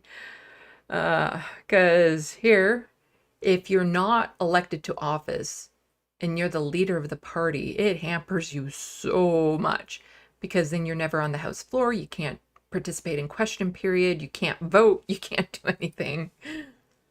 Which is why Jagmeet had to be parachuted into British Columbia to run an election there that was very friendly towards the NDP to begin with.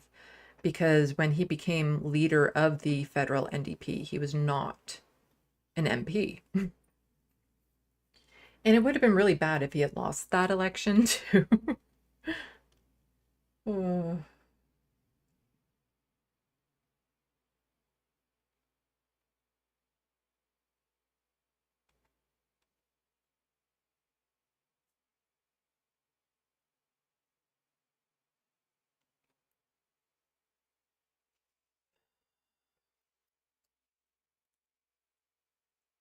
My dogs are goth. I'm hoping they would stay. YouTube only cares about gay people in June. Yeah. That's most corporations. That's rainbow capitalism for you.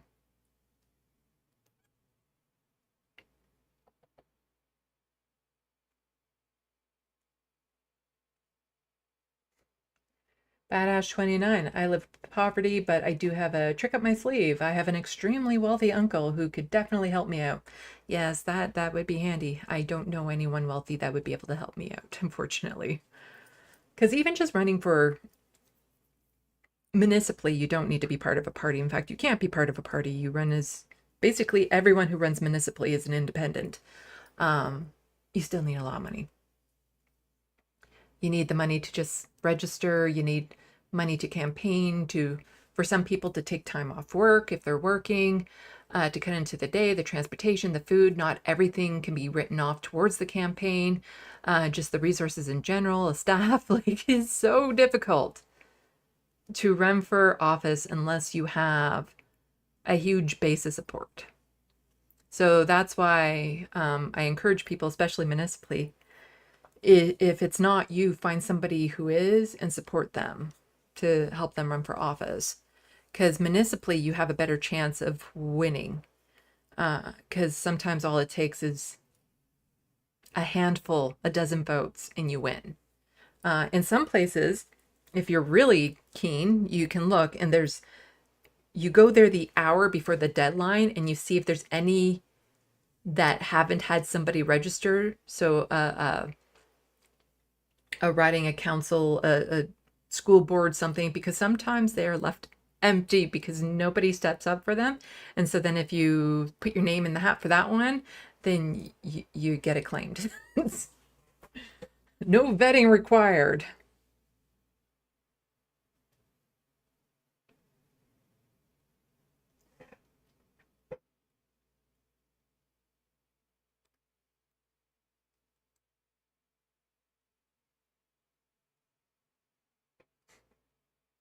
Lefty thinking that emoji looks like my necklace. Kind of, yeah. This isn't like,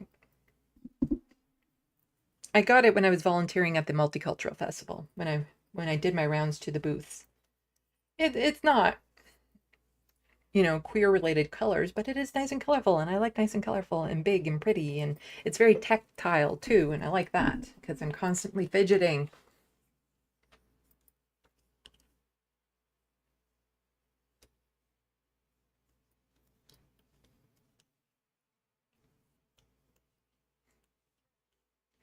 Boschman, our elections up here are nowhere near as expensive as the elections down in the States. But again, we're talking, ratios, percentages. The United States has about 10 times the population of Canada, roughly, not exactly.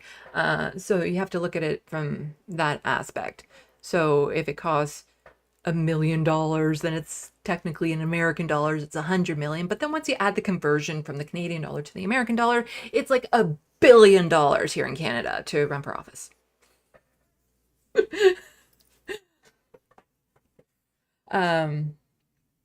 But for me, a lot of money is just more than I can afford and more than the average person can afford. Basically, you have to be part of, I wouldn't say the 1%, but definitely the top 10. You'd have to be part of the 10% in order to be able to afford to run for any office and be successful, because lots of people who don't have the money still attempt to, and they, generally speaking, are not successful. They don't win, and then they end up financially worse off than where they were before they started.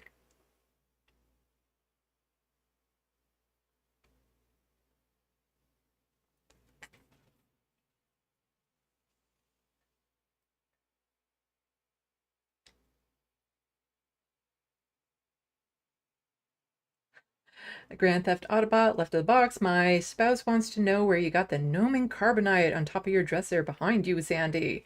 Yes, gnoming carbonite right over there. A friend made it for me. He got the gnome from Dollarama, sliced it in half, slapped it onto the piece of wood, and painted it black. So a friend made it for me a long time ago.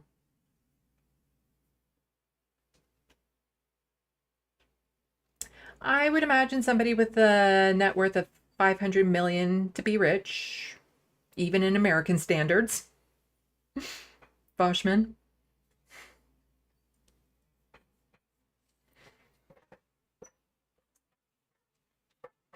Oh, okay. So I didn't have much like other news and stuff planned today. I just wanted to get on top of what was happening at the University of Toronto, give my 2 cents on the state of the United States.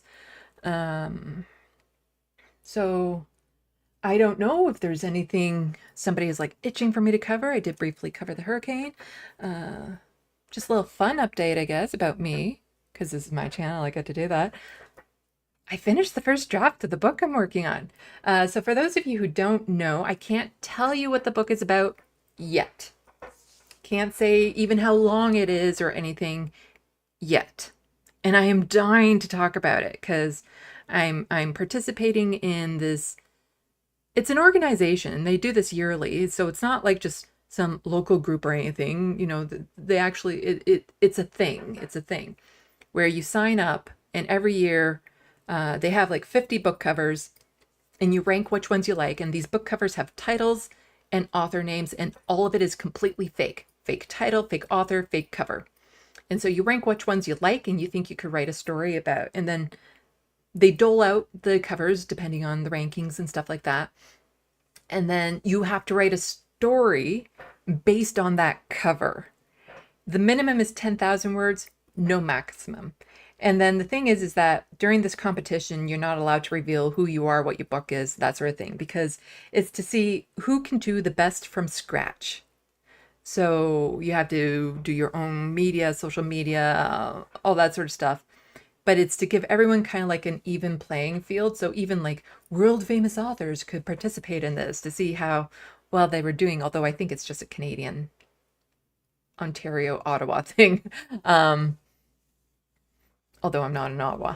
But my friend who lives in that area participated last year. And so I got inspired to join it this year.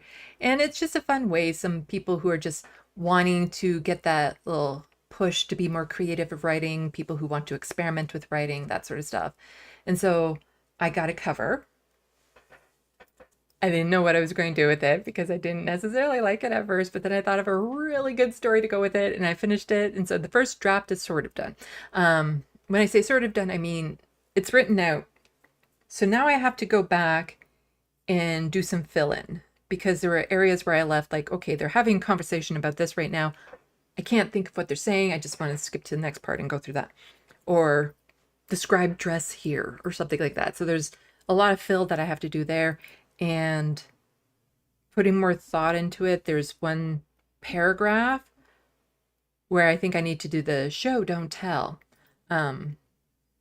So I think that needs to be expanded into a chapter, which would actually be beneficial for the end because it gets into more detail on a certain aspect. So, you know, tomorrow and Friday, that's all I'm going to be working on because the relief now is the story, the plot points, it's all done. It's there. And now I just get to, again, just immerse myself in this world that I've made and work on the fine tuning, you know, brushing out the language and stuff because part of it is too, since I was writing it so fast, I've written this in a month. Things kind of came out near the end that needs to be accounted for at the beginning, or just personality traits, language, like actual words and phrases and terms I've made up now need to be put into the beginning. When I was like, okay, I'm writing this, I don't really know what I'm going to call this group of people, so I'll just, you know, whatever, but then later on be like, oh, that's what they're called. So now I have to go back and do that. Or just the way things happen is like, as I finish the book, it's like, oh, so that's how it happens because the characters have now told me in detail how this happens. So now I have to go back and change it and add some consistency and stuff like that. And so now I'm at that phase of it. So I'm looking forward to it. That's all I want to work on. It is my escape from this world, no doubt about it, because when I'm working on this book, no politics are coming to brain, no existential dread to this world. I'm just totally in this world like it's a holodeck program for me. And I absolutely want to be there right now. And I have to fight when I'm doing things like this to not think about writing that book. But I do need to take breaks from it. So just last night I hit the end. And so I figured I needed to take a day off from writing it and do this. But also part of my drive to get it done is there is a deadline. Like this competition. So once this competition is done and over with, I can tell you guys what the book is, talk all about it, that sort of thing. But not until the competition is done. So until then, I can't tell you anything about the book. Once it's done, I can totally talk about it. this is my second book. So my first book's still not published. It's ready to be published. I just need to get my head into it and finish out the last few steps. That one I cannot tell people about even after it's published because of safety reasons. Just the content of the book and the attention it might bring me and all that sort of stuff. For my own safety, I can't tell you guys what that book is. But with this book, part of this program, there's no reason why I can't tell you at the end. It's not going to put me in danger or anything of that sort. So yeah, once this competition is all over with, I'm so much wanting to talk about this book.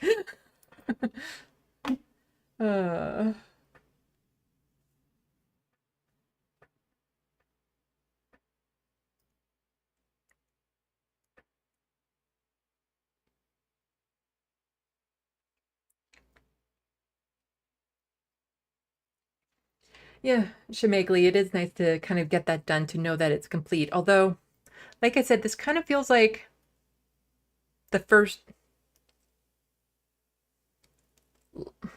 because I have to go back and do the fill and add this chapter, it almost doesn't feel like the first draft, but it is, you know? So I'm counting it as the first draft, even though it's not a completed first draft, but it is a first draft. And I'm just looking forward to going back and being able to work on the fine-tuned details. I have this notebook that you guys might recognize the cover.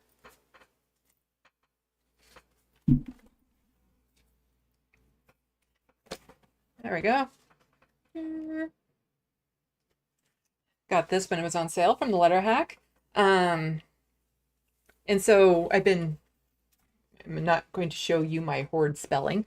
As I'm thinking of things, I'm writing it down in that. So basically, the next step is to go through, add all the fill, add the extra chapter, add all the descriptions, smooth out the conversations the way I want.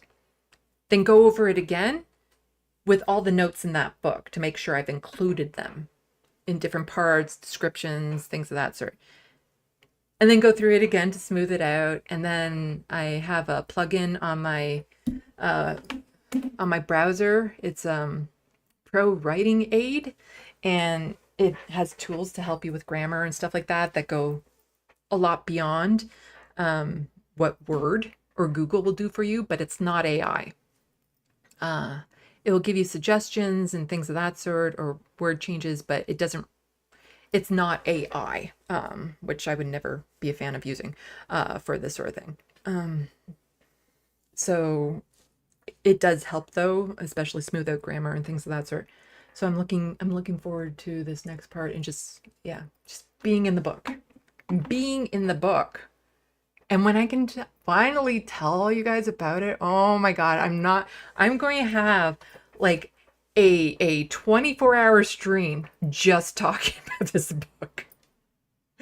Okay, not 24-hour, but maybe I'll break that 5-hour stream that Looney Tunes 9000 keeps on thinking I'm going to break. I haven't done a 5-hour long stream yet, but you know, maybe I'll do one where I'm just talking about this book, even with this like 2 people watching.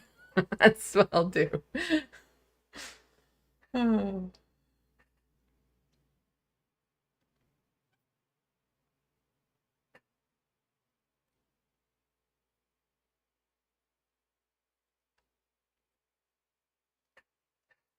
Yes, next live stream is TBA, to be announced.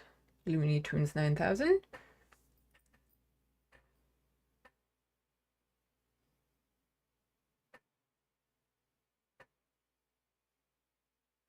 Let's just say tentatively maybe Sunday. I imagine there's going to be a lot that will happen between now and then, especially if I decide to give updates on what's happening in the States, because things are happening there really fast.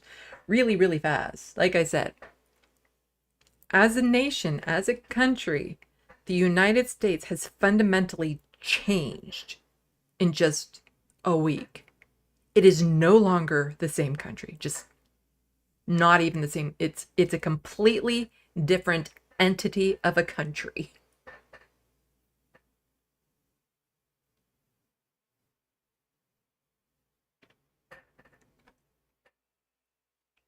Oh, sorry.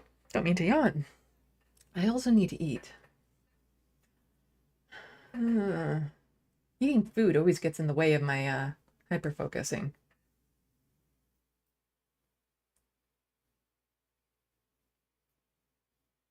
Oh, and the book will be available for sale. Like I have the potential of making money from it, but since it's going into the Amazon dump, you know, maybe $5 a year. Yeah, I call it the Amazon dump. Anyone can publish a book. Anyone. You can write down some gibberish right now and go publish it on Amazon. It's that easy. You can do that. But 2,000 books a second are being uploaded or something like that. So it kind of gets lost in the noise if you publish that way. And so even though it's like $3 for a ebook, the chances of it getting noticed and seen by the masses is so slim. It's you would have to win the lottery. It'd be the equivalent to winning the lottery. Which is why the book that I have been working on for ages and ages and ages, it's taking longer for me to get over those last humps of publishing it because I'm doing more than just uploading it to Amazon. Like I want hard copies of it, all that sort of stuff. But since this book is just part of this competition where, you know, I've only invested a month in, I'm fine just putting it to Amazon and seeing what it does. And who knows, maybe later I can, if it's good enough, put it through a publisher or something or get hard copies of it. But that's not the goal per se with that one right now. It's just, here's the story. But with the first book I have, I want hard copies. I want it to be like actually distributed to different reading platforms and stores and stuff. So that will cost a lot of money, but I'm willing to go into debt for this book. That's how important it is to me, even though there's no way for me to pay off this debt because I'm not making enough money. I don't care at this point. I want to get that book published because even paying for the cover for that book, it's going to put me under. So if you would like to help me out with that, there's a PayPal link in the description box below. That also helps with ongoing vet expenses for my cat Frodo, who is like 17 years old, and he was playing with his brothers this morning, and I love it so much. He's still doing well. He's still loving his cuddles. So considering how bad his kidneys are, I'll take it. I will take it. He is the most expensive thing I have ever owned in my entire life. He's worth every penny. Just the amount of vet bills that cat has incurred over the past few years. But he is worth every penny. That cat is the world to me. Here, let's see. Do I have a good picture of him? Oh, I need to bring that up, don't I? Okay. There we go. There we go. Aww. There's my Frodo. Yeah, so there's a PayPal link in the description box below, or if you're Canadian, you can just send an e-transfer to SandeeLovas@gmail.com. I can't directly thank you that way, so just know that I do thank you for that. So when it comes time to actually paying down the debt my book will cause, I will make more of a push, do some sort of fundraising stream for that or something so that I don't get into an undertow of debt, if that makes sense. Because right now I'm a bit behind to where I would like to be, and I don't know how even I will get out of what I have right now. But it's manageable. But once I put the cost of the book and stuff on top of that, or if I have any other expenses come up, it's just an undertow of debt that it's almost impossible to escape from. Unless you sign up to be patrons. If you become a patron, that really helps. I don't make much from YouTube, Google. I don't monetize this as heavily as it could be because I'm against ads online. But then some of my videos will get demonetized just given the content that I'm covering and stuff. So if you become a patron, I don't have to suffer for the whims of YouTube. And every little bit helps. Let's just check this Sandbox. Of course, if my book does like amazingly well and I become a best-selling author, then but they say on average, first-time publisher publishing your book, if you sell 50 copies, you're doing okay. That it's usually the most a first-time author can expect is 500 copies sold. But I know my book is good. I know both of them are good, but my first book in particular that I've spent so much time on, I know it's really good. But then again, I know my artwork is really good. It doesn't mean it's going to be successful. I still haven't sold a commission portrait. Hey, Voshman, if you have any connection to actual Vosh, tell him I do commission artwork of cats and dogs and stuff of that sort. Because Vosh could actually afford my artwork. Here, I'll bring up my website so you can see what I'm talking about. Let's see. Where is? No, not that one. Where? Do I not have it bookmarked on my own thing?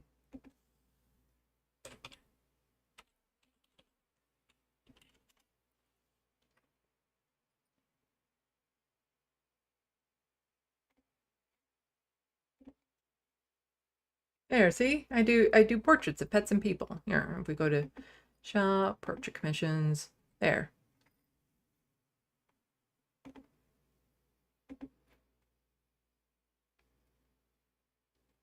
See, kitty cats. And that's the image that that's the drawing, very large drawing I did in memorial to my cat Tulip. And I also have videos available for people to see that are included. Let me just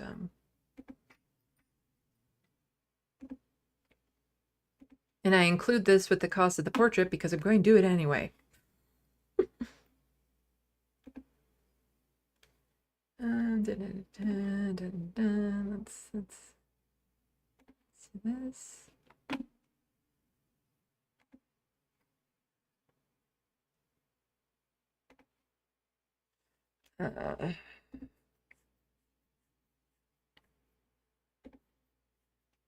So these are time-lapsed videos of the drawing where I set them up on an easel and take pictures as I go along, and then I use my video editing program to merge them all together and blend them, and I can add music to them and all that sort of stuff.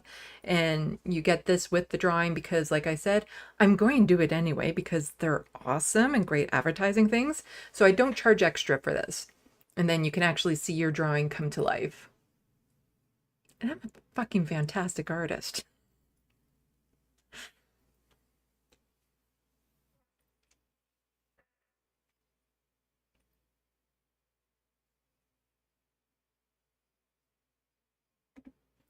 I did one recently of Michael Brooks.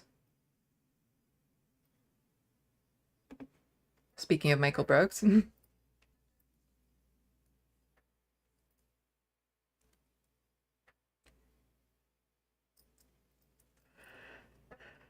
I can add custom music to them. It doesn't really matter. I have songs from like the Michael Brooks show playing under this that I just have it muted right now. But these portraits are not cheap. But they're very worth the cost. They're very, I think, reasonably priced for what they are and the amount of time and work that I put into them.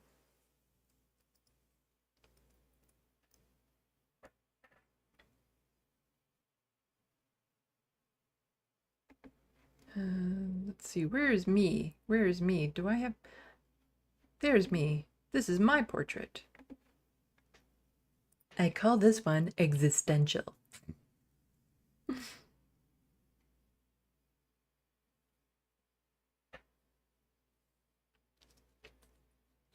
really should have lightened that one a bit. It's pretty dark, isn't it?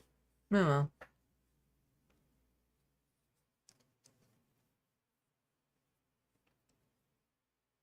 See, to me it looks creepier with the white for the hair.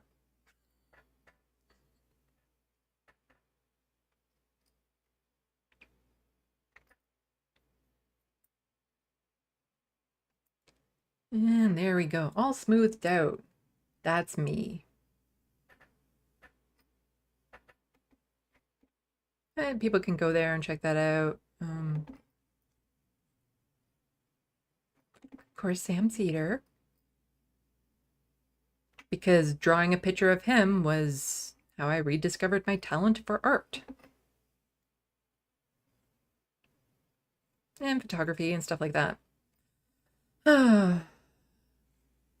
But if I could sell like one portrait a month, oh my God, that would help me out so much.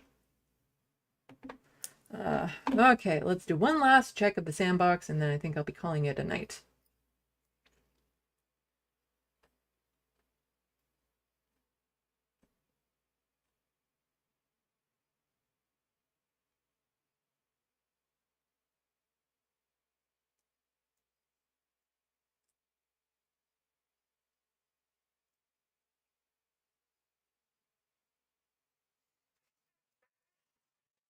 Boschman, I'd appreciate that. If you could tell him next time he gets on the stream that I do amazing portraits of pets. It's just he has a lot of cats that he absolutely loves, and I know he could afford my drawings.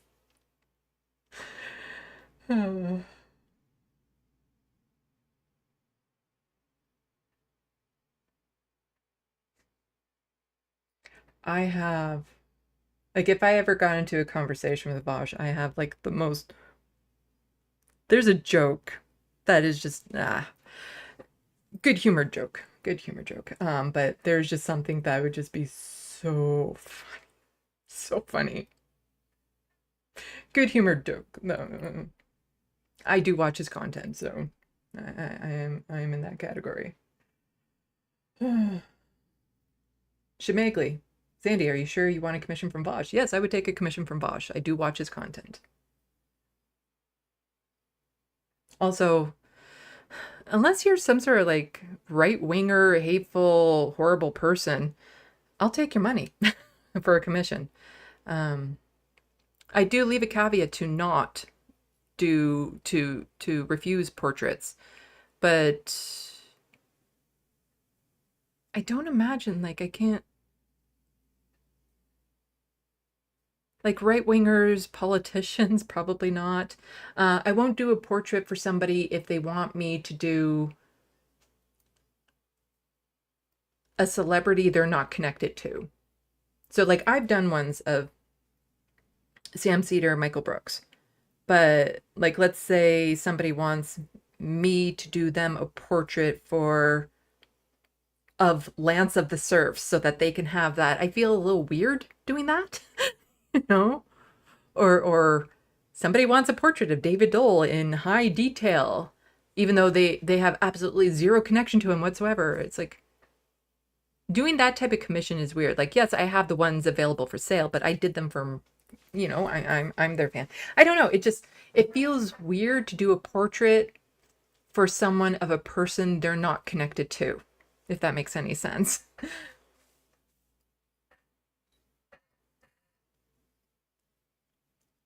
I'm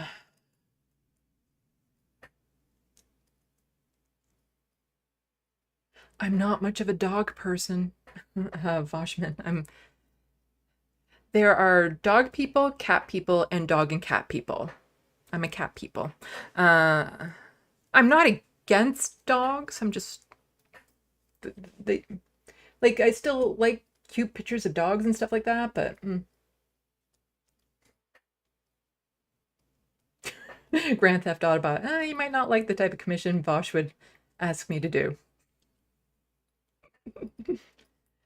I have lines, you know, that would definitely, if the joke, yeah, I would not do anything like that.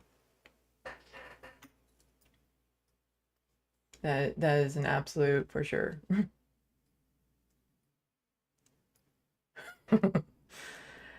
I am not familiar with goblin body proportions. Plus, I work from photographs.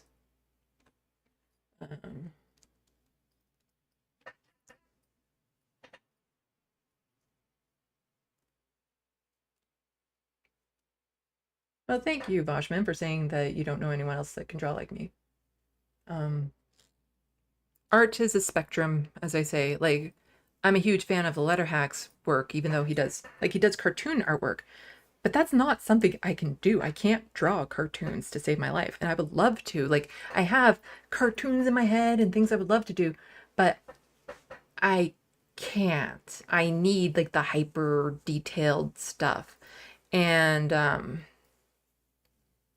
for now, I have to work from a picture. So like even just looking at someone and drawing them, I wouldn't be very good at that. At one time back before I had a big break in my artwork, I could do a decent job of just like looking back and forth. But as you saw with the little videos, I start with an outline, so I trace out the outline, but then from there it's eyeballing it back and forth and filling it in. And then I still add my own flair to it, make choices in the art, so it's not an exact duplication of the picture. So somebody who's exactly wanting an exact duplication, you're not going to get that. But I would say in every instance, my drawings are better than the photographs that they were drawn from.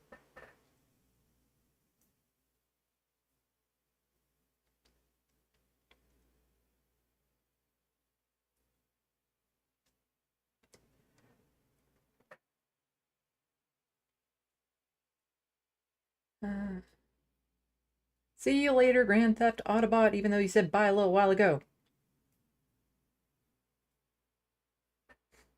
I don't have any portraits of corgis. You can go to my webpage, SandeeLovas.com. I have prints for sale of the dogs that I have drawn. German Shepherd. The one dog I showed you is a Husky mix. It's my nephew's dog. Okay, so I've had one sale. The portrait was for my mom of my nephew's dog. So far my only customer has been my mom. Yeah. But hey, if you have the money for it, I will do a portrait of Corgi. Ideally though, I want it to be a unique photo. Like, if people are local, I'll take pictures of their pets, so I make sure I have a good picture to go from. Or if they have their own pictures and stuff of that sort. So if you have a corgi, you could send me that for a commission, but it would be a commission drawing.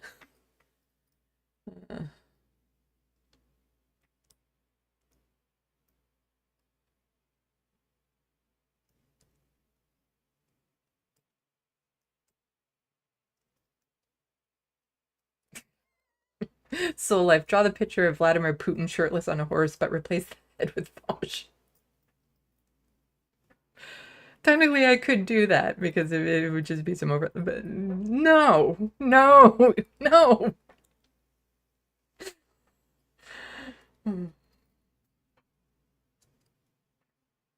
Bad Lefty. I'm a dog guy who has a cat and no dog for the last few years. Not going 5 hours, Looney Tune 9000. Not. I need to eat, and it's only been just over 3 hours. And I have nothing to talk about for 2 hours.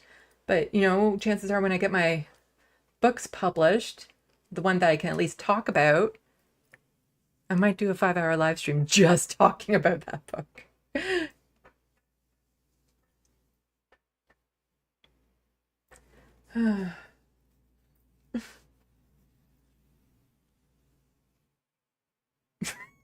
Okay, you're getting really weird, Schmegly, now. So, draw Putin shirtless on a horse, but replace Putin's head with a horse head and the horse head with Vosh's head.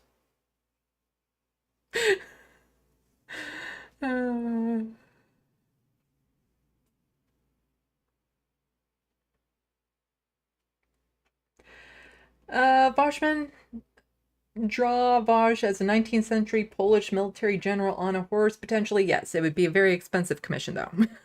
Because again, I have to use photos for reference at this point. So then that would mean that I would have to get a reference photo of Vosh's face that kind of matches the horse and the outfit and all that sort of stuff. But I can, like, if we go back to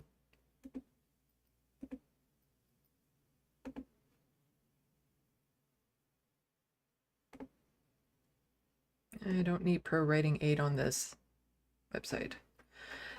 So like for this drawing here that I did of my cat, Tulip, as a memorial. So the drawing of her is from a photo that I have. The couch and the window is of a slightly different photo of her. The cushion is completely made up. The texture of the couch is completely made up.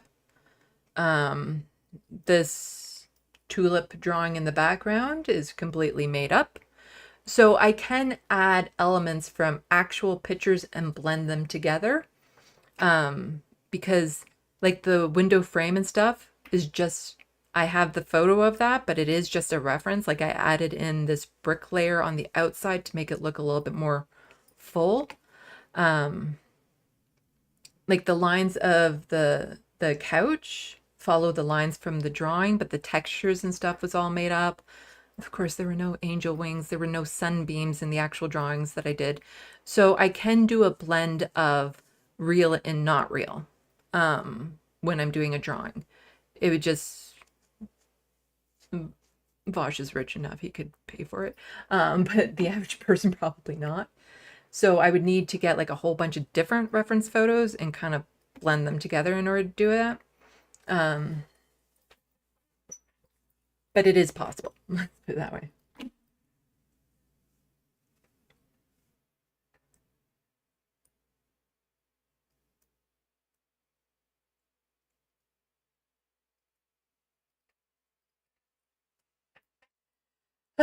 Okay, yeah, I want to eat.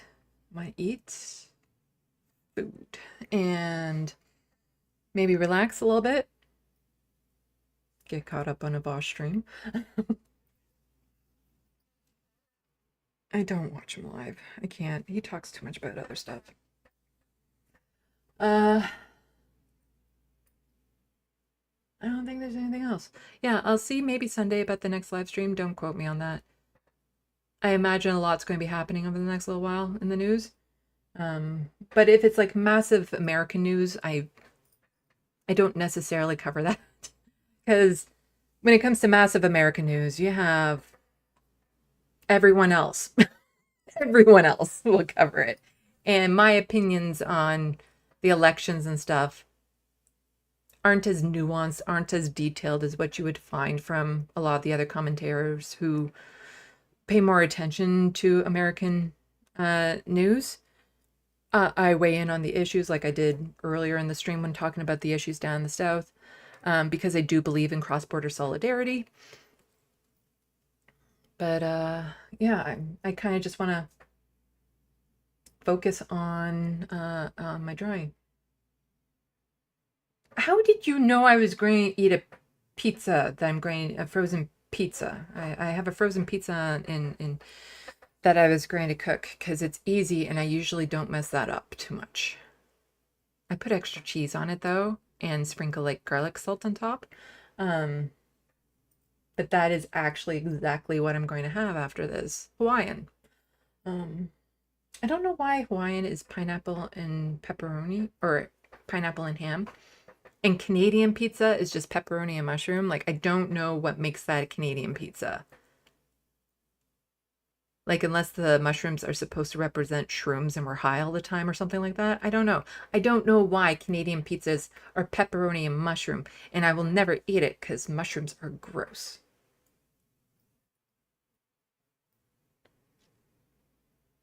Yep, so these things here do that, the likes and the shares and all that sort of stuff. Again, if you can become a patron, really appreciate it. Also in the description box below, I have a link to an Amazon wish list. There's so many things on there, things to make me smile, things to help with my cats, things to help with my studio, both my YouTube and my art. Everything is appreciated. Some things on there can just help so I don't have to pay for it later on at the grocery store. Thank you so much for everyone coming out. You mods, you rock. Keep the sandbox clean of turds. I appreciate it. Thank you so much to everyone who's already helped me out by sending me donations, by buying me things off the wish list, by becoming a patron. I literally would not be able to do this without your help. Like it doesn't take much to make a huge difference in my life. And all of you do that for me. So, yeah.